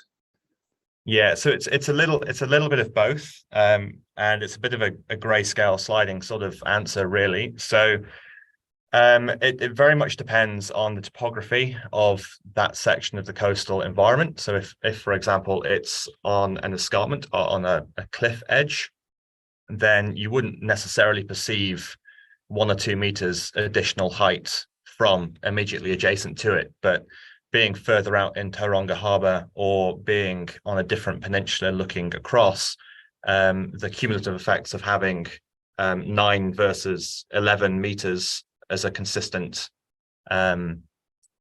wall, effectively, of development along that sort of coastal edge could give way to more adverse effects. With the HDRZ, the high density residential zone, you would experience it more from the immediate presence than you would the MDRS, but you'd also get those effects from further afield as well. And the map we saw on screen a little earlier showed that the high density was always behind the medium density. Yes. So is there instances where the high density has a direct relationship? So I'm forgetting all my terminology now. Against the outstanding natural landscape area. As the plan set that we originally assessed did have some instances of high density immediately fronting the coastal environment. So in fact, in the area that Mansi displayed earlier in Beretta, there was, I think it was 16 meters up to the coastal edge. So the recommendations of the landscape assessment are to basically require a landscape assessment for the properties immediately fronting the coastal edge if you go above the operative height, but anticipating sort of MDRS, and then including MDRS 1 or 2 sort of levels back, 1 or 2 rows of development, and then introducing a stepped approach and introducing the HDRZ behind. The intent of that is to try and provide a terracing of development height between Moana and Whanua, and ensuring that sort of there's no immediate dominance of development on the coastal frontage, effectively knocking the shoulders out of development. I think I understand the logic. I just don't understand that from a distance whether you would appreciate that. I mean, appreciate the closer you get, the more you're going to appreciate that because you'll be more aware of the lower buildings. But surely from a distance, you would just see the higher buildings behind, because it sounds like, I mean, I haven't got, cross sections showing the topography, but I presume that you would generally always see in a more distance view, generally always see the taller buildings behind that. And yes, you're correct. In the more distance views, the taller buildings would be more dominant than the smaller buildings in the foreground along that coastal edge. As I say before, it's a bit of a sliding scale. We're not just considering longer distance views, we're also considering the immediate dominance of development, because people do use the coastal environment and the immediate harbour margins. It's not just longer distance views that we need to consider. So I do that's have. right. I understand it. You mentioned both, yeah. Yeah. I mean, so say the report. I haven't looked at the report. I've read the evidence and whatever, but I haven't looked at the report itself. So does the report have cross sections and things that I can have a look at? It does. Yes. Can I just a second there? Can I just ask too? Where is 14Q? Because I can't find it on the council site, and I certainly don't have a copy of it. So whereabouts do we find 14Q? So Appendix 14Q sits within the annotated text as 14Q, and that is the heights enabled within the high density residential zone. So it doesn't take into account those qualifying matters. And then section 8 is where the qualifying matter overlay applies, which shows the locations where height is reduced and what that height is before you trigger the need to undertake an assessment in Chapter 6.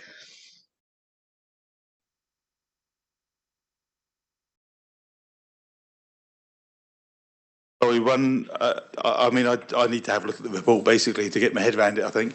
But the last question from me is in your paragraph 111, but on the set where it goes over the page, item C, you say protecting the expressiveness of the harbour margins, and I didn't know what expressiveness meant.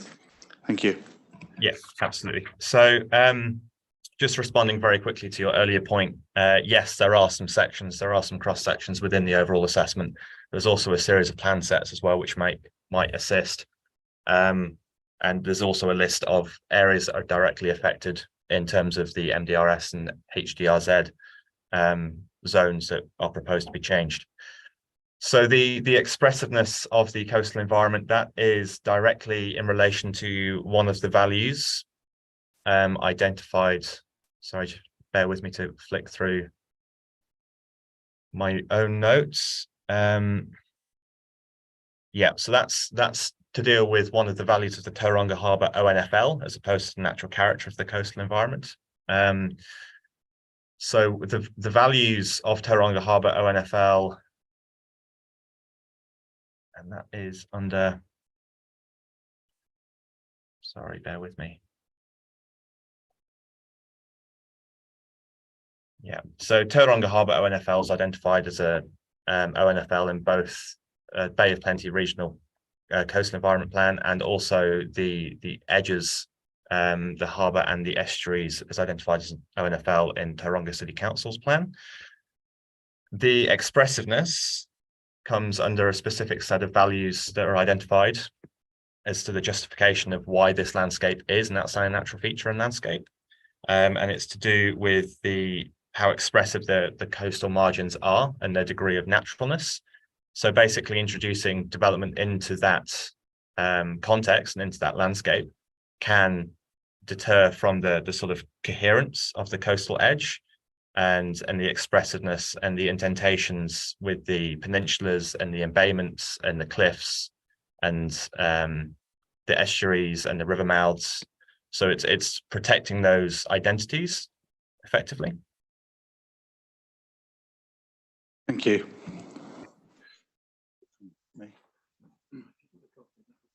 No, I need to find it. I need to go online and. I mean, we obviously need a copy of this, whatever the report is that you're relying upon, because I don't think any of us have got it. I think the landscape assessment was attached as part of the Section 42A report. Yeah, we have got it. One of those attachments. Do you know what I downloaded all of those. Do you know which section it is? Appendix 8 of the Section 42A report. Of the original 42A or the original Section 42A report. It does take a little bit of interpretation of the file name to link it to the report, because they're over successive Due to our website, we can't upload any more than Yes. 10 meg, so it is cut into a number of parts. But it's Appendix 8A is the landscape assessment for the citywide. I can't find it. All right.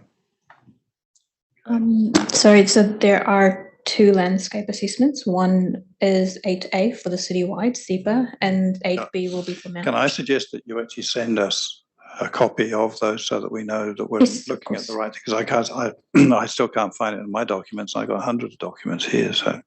And if they could be sent in a combined sense rather than split up, because they're a little bit hard to track. I had to go through quite an exhaustive process to be able to read them. We can do that. No, my question was answered. Thank you. Thank you, Mr. Button. You seem to be through for the moment. Yes.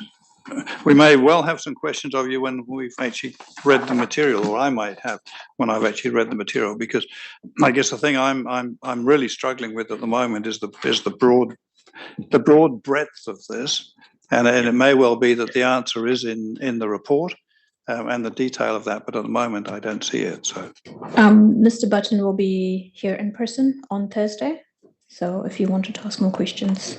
yeah, although Thursday will be focused on Mount Maunganui, so yeah, that's all right. Yeah, I found the thing I've got is just labelled Appendix 8, and you find it better part way through, don't you? It goes to an A3 document and it starts. So I don't know what the bit before it is, but I've got it. We're happy to resend it as one combined document. It's just the sheer scale of these documents. When you're uploading them. Yeah, but not a problem. We can do that.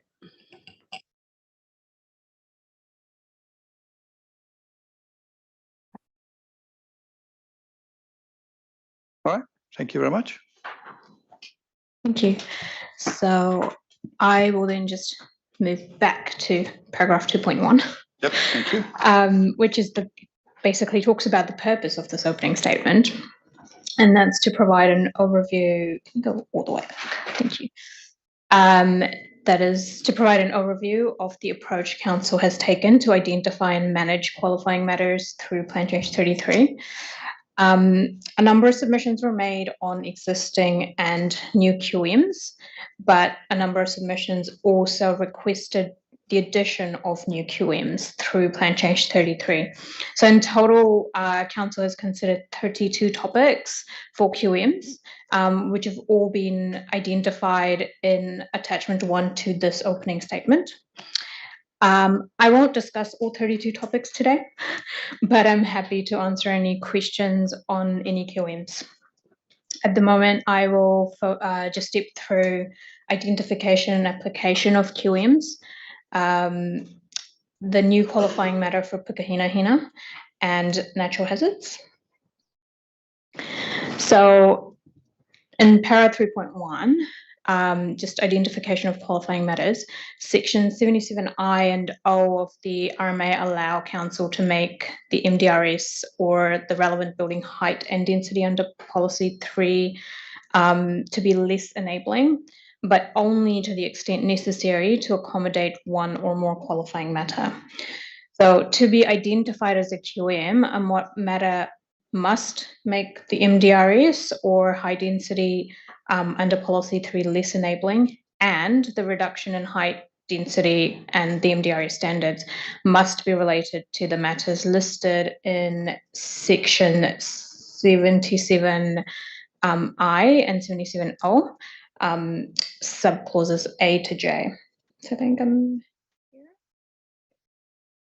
Just for clarity, and this has been considered through the Section 32 evaluation report, if a matter is listed in Section 77I and O, but does not modify the MDRS or Policy 3, then that matter is not considered to be a QM. So for example, heritage trees have been identified within the city plan, but they allow medium and high density development to occur through design. So we have not identified the protection of heritage trees as a QM.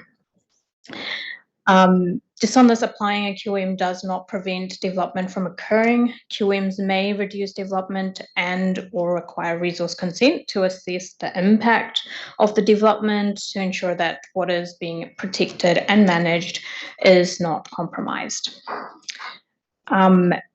Once a QM has been identified, it must be assessed as an existing or a new qualifying matter. So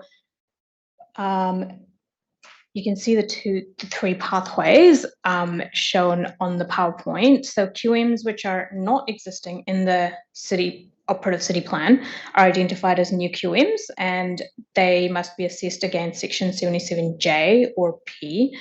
And this is in addition to the standard section 32 evaluation, right? So broadly, this pathway requires consideration of limiting development capacity and the costs associated with that. If a QM is existing within an operative city plan, then it's identified as an existing QM, and that's assessed against section 77K or Q. This pathway requires council to identify the location, alternative density standards, and the level of development that will be prevented by accommodating that QM. So looking at slightly different things there.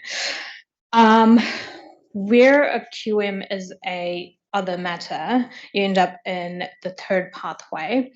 So the other matter is under subclause J of section 77I and O. So where it's an other matter, section 77L and R must be satisfied. And this is in addition to pathway 1 of new QMs or pathway 2 of existing QMs. So section 77L and R require an evaluation report that identifies specific characteristics and justify why the level of development is inappropriate in the light of national significance of urban development, and it needs to include a site-specific analysis. So a much higher test there. Each assessment noted in these three pathways requires council to justify why the level of development envisaged by the MDRS or policy 3 is inappropriate, meaning that the starting point for zone heights and density is the MDRS in policy 3. So for Plan Change 33, we have applied the MDRS in policy 3 across all relevant zones, as identified in chapters 14G and 14H. Each identified QM is then assessed against the proposed zone height and density to identify if and how much height or density needs to be reduced to accommodate a particular QM. So these evaluations are included in the section 32 report and the 42 report for Plan Change 33. As we just discussed, in terms of height, the operative city plan permits a height of 9 meters plus 2 meters. The additional 2 meters is obviously the permitted intrusions, which are located in chapter 4H. Architectural testing has been undertaken for Plan Change 33, which demonstrates that the effects of MDRS height are generally similar to that of the operative permitted height. And this is when we're only talking about sort of height. I also note that the council has not been more restrictive than the operative city plan for any QM. I can move on to paragraph 6.1, unless the panel would like to discuss any specific matters. Sorry, I think I've just confused myself on 4.8 and 4.9. So operative district plan is 9 plus 2. What's the 11 plus 1 in 4.9? It's the MDRS. That is the MDRS. Yes. Yeah, fine. Sorry, I misread it. Thank you. That's right. Okay, so I'll just move on to our new qualifying matter for Pukehinahina surrounds. So as we know, the Pukehinahina battle site, actually I'll bring that up, also known as Skate Park, is a significant cultural and heritage site. So it's separated by Cameron Road. On the east is the heritage domain, and on the west is the recreation domain. The gate pass centre has been identified as having greater height of up to 27 metres to give effect to policy 3 of the NPSUD. And it's located directly adjacent to the heritage domain. So 2 separate issues were raised in submissions and have been discussed with Ngāi Te Marawaho and the Pukahinahina Trust, both relating to increased height. The first issue considered was the impact of increased heights on the cultural and heritage values of Pukahinahina. So consultation was undertaken with Tauranga and the Pukahinahina Trust prior to and post notification. Transitional heights were supported around Pukahinahina to protect the site from being dominated by the bulk and scale of residential intensification. To respond to submissions, additional work was undertaken to identify the visual impact of increased height on the Gate Pa heritage domain.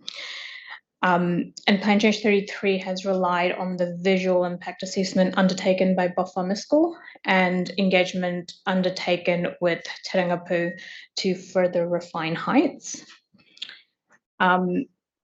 Just for clarity, the role of Tauranga is to discuss and develop council concepts, procedures, policies, and projects that will impact on Tauranga Moana Tangata Whenua. They are an autonomous body made up of 17 representatives from each of the hapu and iwi in the TCC area. On 29 June this year, Tauranga confirmed that the preferred approach from a cultural perspective is the 3-step approach to transitional heights. So you can sort of see that on this map here, which is the 12 meters, 22 meters, and then everything after 22 meters is 27 meters. It increases away from Pukahinahina basically. We did propose an additional rule framework in Chapter 7 as the Heritage Protection Plan area through the Section 42A report. However, as discussed in my rebuttal evidence, I agree with Mr. Collier's evidence. No submissions were received specifically seeking new objectives and policies to manage the adverse effects of intensification on adjacent heritage sites. As such, Council will not pursue the amendments sought through the 42A report. The second issue considered the submission from Ngāi Te Marawaho, which seeks new view shafts to Mawao, one from the Gate Pa heritage domain, so that's the X showing flagpole, or the approximate location of the flagpole, and one from the proposed cultural centre on the other side of the road.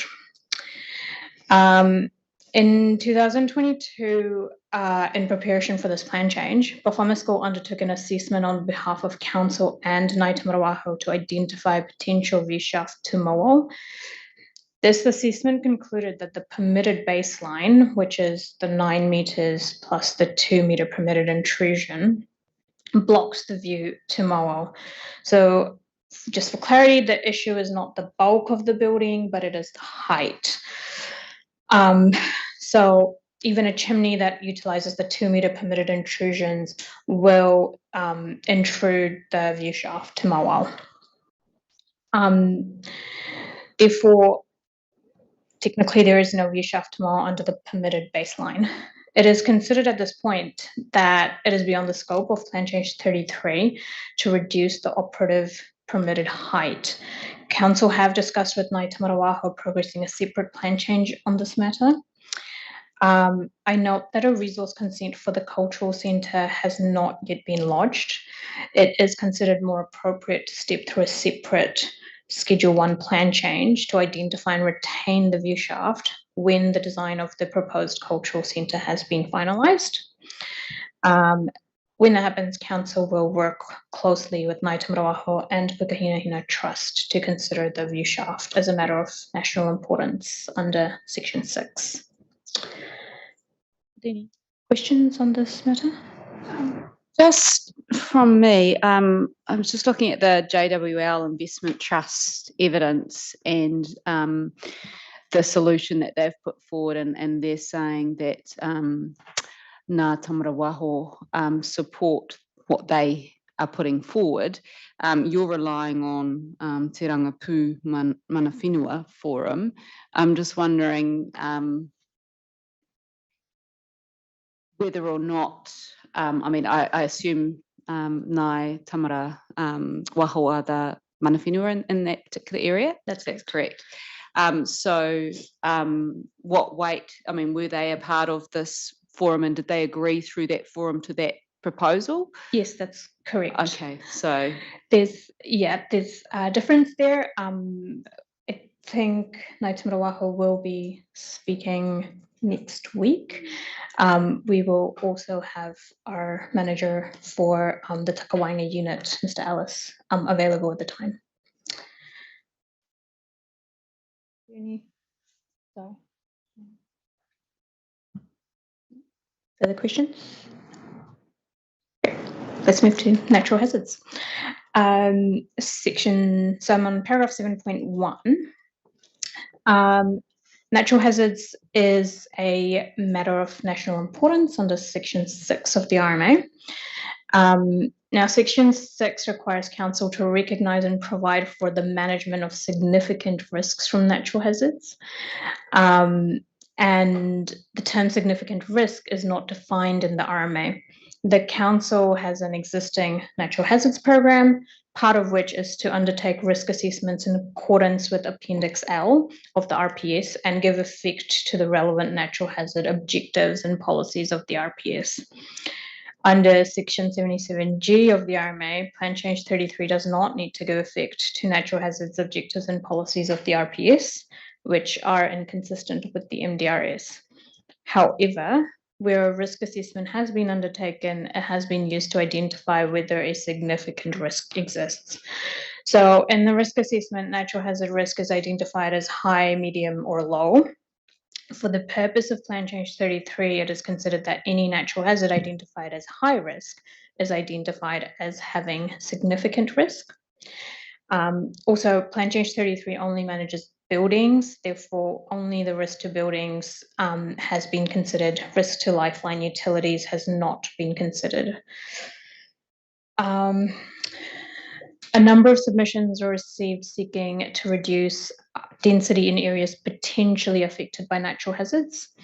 So Section 32 of the RMA requires council to evaluate all other practicable options of managing a natural hazard risk and select the most efficient and effective method.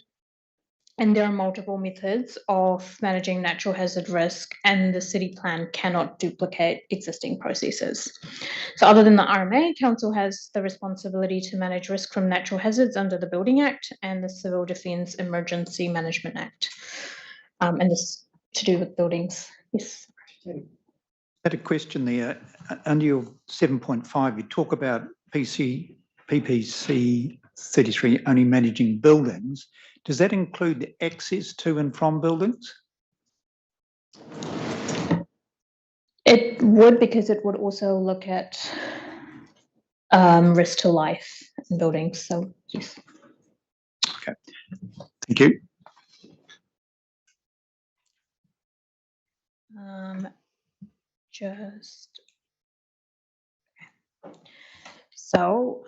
Just on paragraph 7.9 now. Council undertook risk assessments in accordance with Appendix L of the RPS. I've said for all natural hazards, actually it's for most natural hazards. The assessments were generally undertaken for a primary scenario and 2 secondary scenarios as they've been identified in the RPS. So for flooding from intense rainfall, we've used the 1% AEP as the primary scenario and the 2% and 0.2% AEP rainfall as the secondary scenarios. All 3 include climate change and predictions, climate change predictions based on RCP 8.5 and are modeled to 2130. So the primary scenario identified in the RPS has been utilised to identify significant risk to buildings, which is basically high risk. And an analysis was then undertaken to identify how that primary scenario for each natural hazard is currently managed.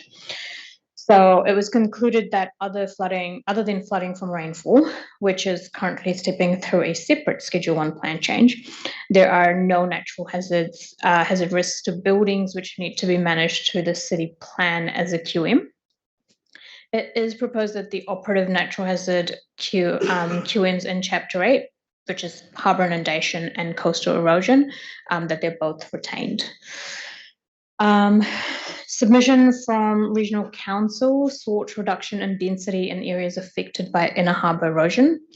Upon further engagement between Council and Regional Council, it has been agreed that it is appropriate to rely on the Building Act as an interim solution, and any further work on inner harbour erosion will need to be part of a separate Schedule 1 plan change.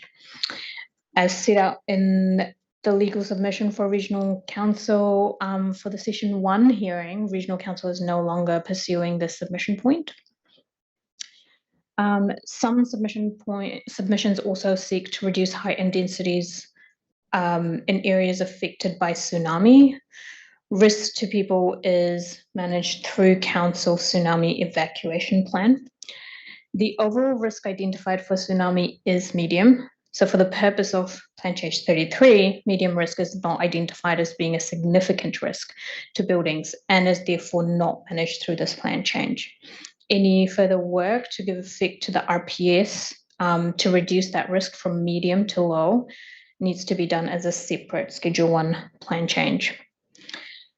I do note here that Section 106 of the RMA applies to all natural hazards for subdivision, and conditions can be set under Section 220. Each natural hazard and the method to manage risk is identified in Attachment 1 to this opening statement. So, are there any questions on this section?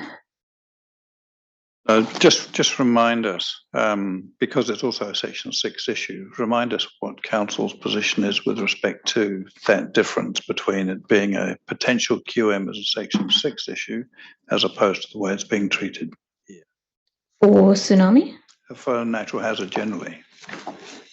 So Section 6 identifies, so I think I'm understanding your question correctly. Section 6 says manage significant risk, and there is no definition for significant risk. Right, so you've stepped down from the RPS, basically, or the regional policy. So we've used the RPS where we can, because the Section 77G8 of the RMA, or the Amendment Act, says that where the objectives and policies of an RPS are inconsistent with the MDRS, the Council cannot use that or must give effect to the MDRS. So we're in a bit of a pickle there, because then the Section 6 doesn't identify what significant risk means.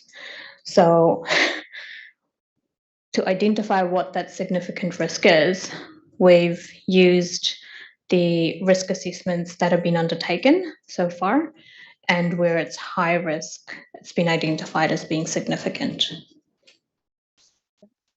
Answer the question? Yes, I mean, I think there's some argument about that, but that's fine. Great. So moving to paragraph 7.17, this is just a quick update on Plan Change 27. So we've received some submissions seeking relief that flooding from intense rainfall, which is Plan Change 27, should not be used for a QM, because A, it's inappropriate to use non-statutory maps, and B, Plan Change 27 is subject to appeals in the Environment Court. Plan Change 27 is currently in Environment Court mediation. The matters raised in mediations are broadly around the use of rainfall data, amendments to provisions, and the lawfulness of statutory maps, of non-statutory maps, sorry. I've relied on the legal submission prepared by Mr. Fisher, which provides an update on the status of Plan Change 27 in response to the submission points that I noted. Any questions on that? Not really.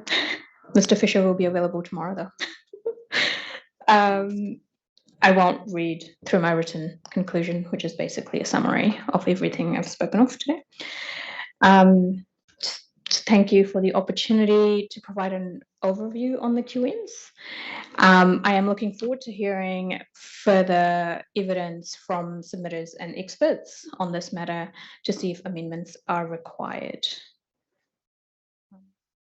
If you have no other questions, that'll be the end. Hang on a second, there may well be. I was just going to say thank you for your table. It's a particularly useful table to summarise like that. You have a question?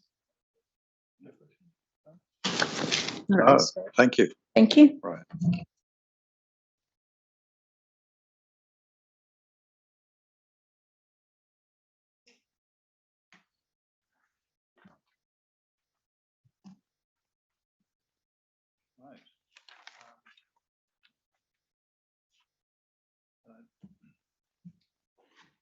I did eventually find Appendix 8. Unfortunately, it's headed constructing the 3D model, which when I see it, when I see a heading like that, I don't read any further. So it would have been. Apologies. Would you like us to resend it through? You don't need to. But when I see a heading, it's constructing 3D model, and I'm told it's 142 pages, I don't read that. Oh, it was really interesting. Apologies for that. There will be lots of maps and pictures in there. I'm sure there will be, and I'll read that overnight because, as I say, I'm not really on top of why this is moving forward because of that fact. So I need to get on top of that. We may need to have a further discussion about that when I've read it, or when everyone's copy of tomorrow's timetable. Do we have a? Or if you could just send it through to us, just email it. This evening, yeah, I can do. So, or is it Mr. Fisher all day or something?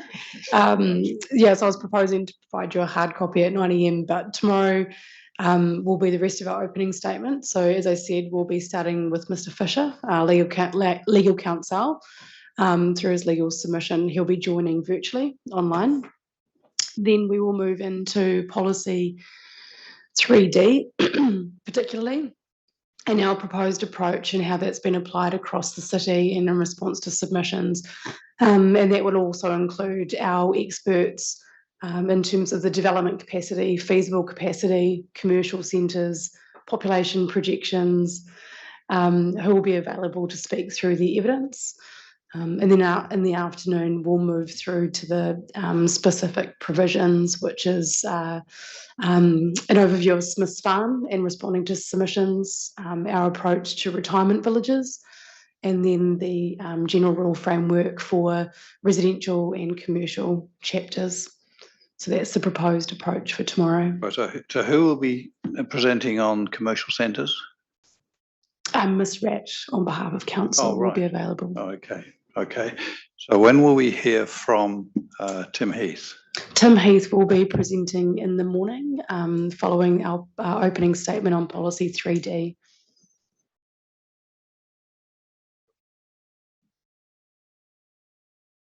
At 9 AM is scheduled to start.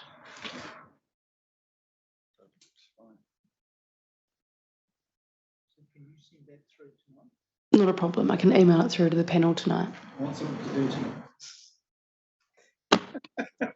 reading. Yeah, right. All right. If we're there, yeah. All right. Thank you very much, everybody. We'll see you at 9 o'clock tomorrow morning.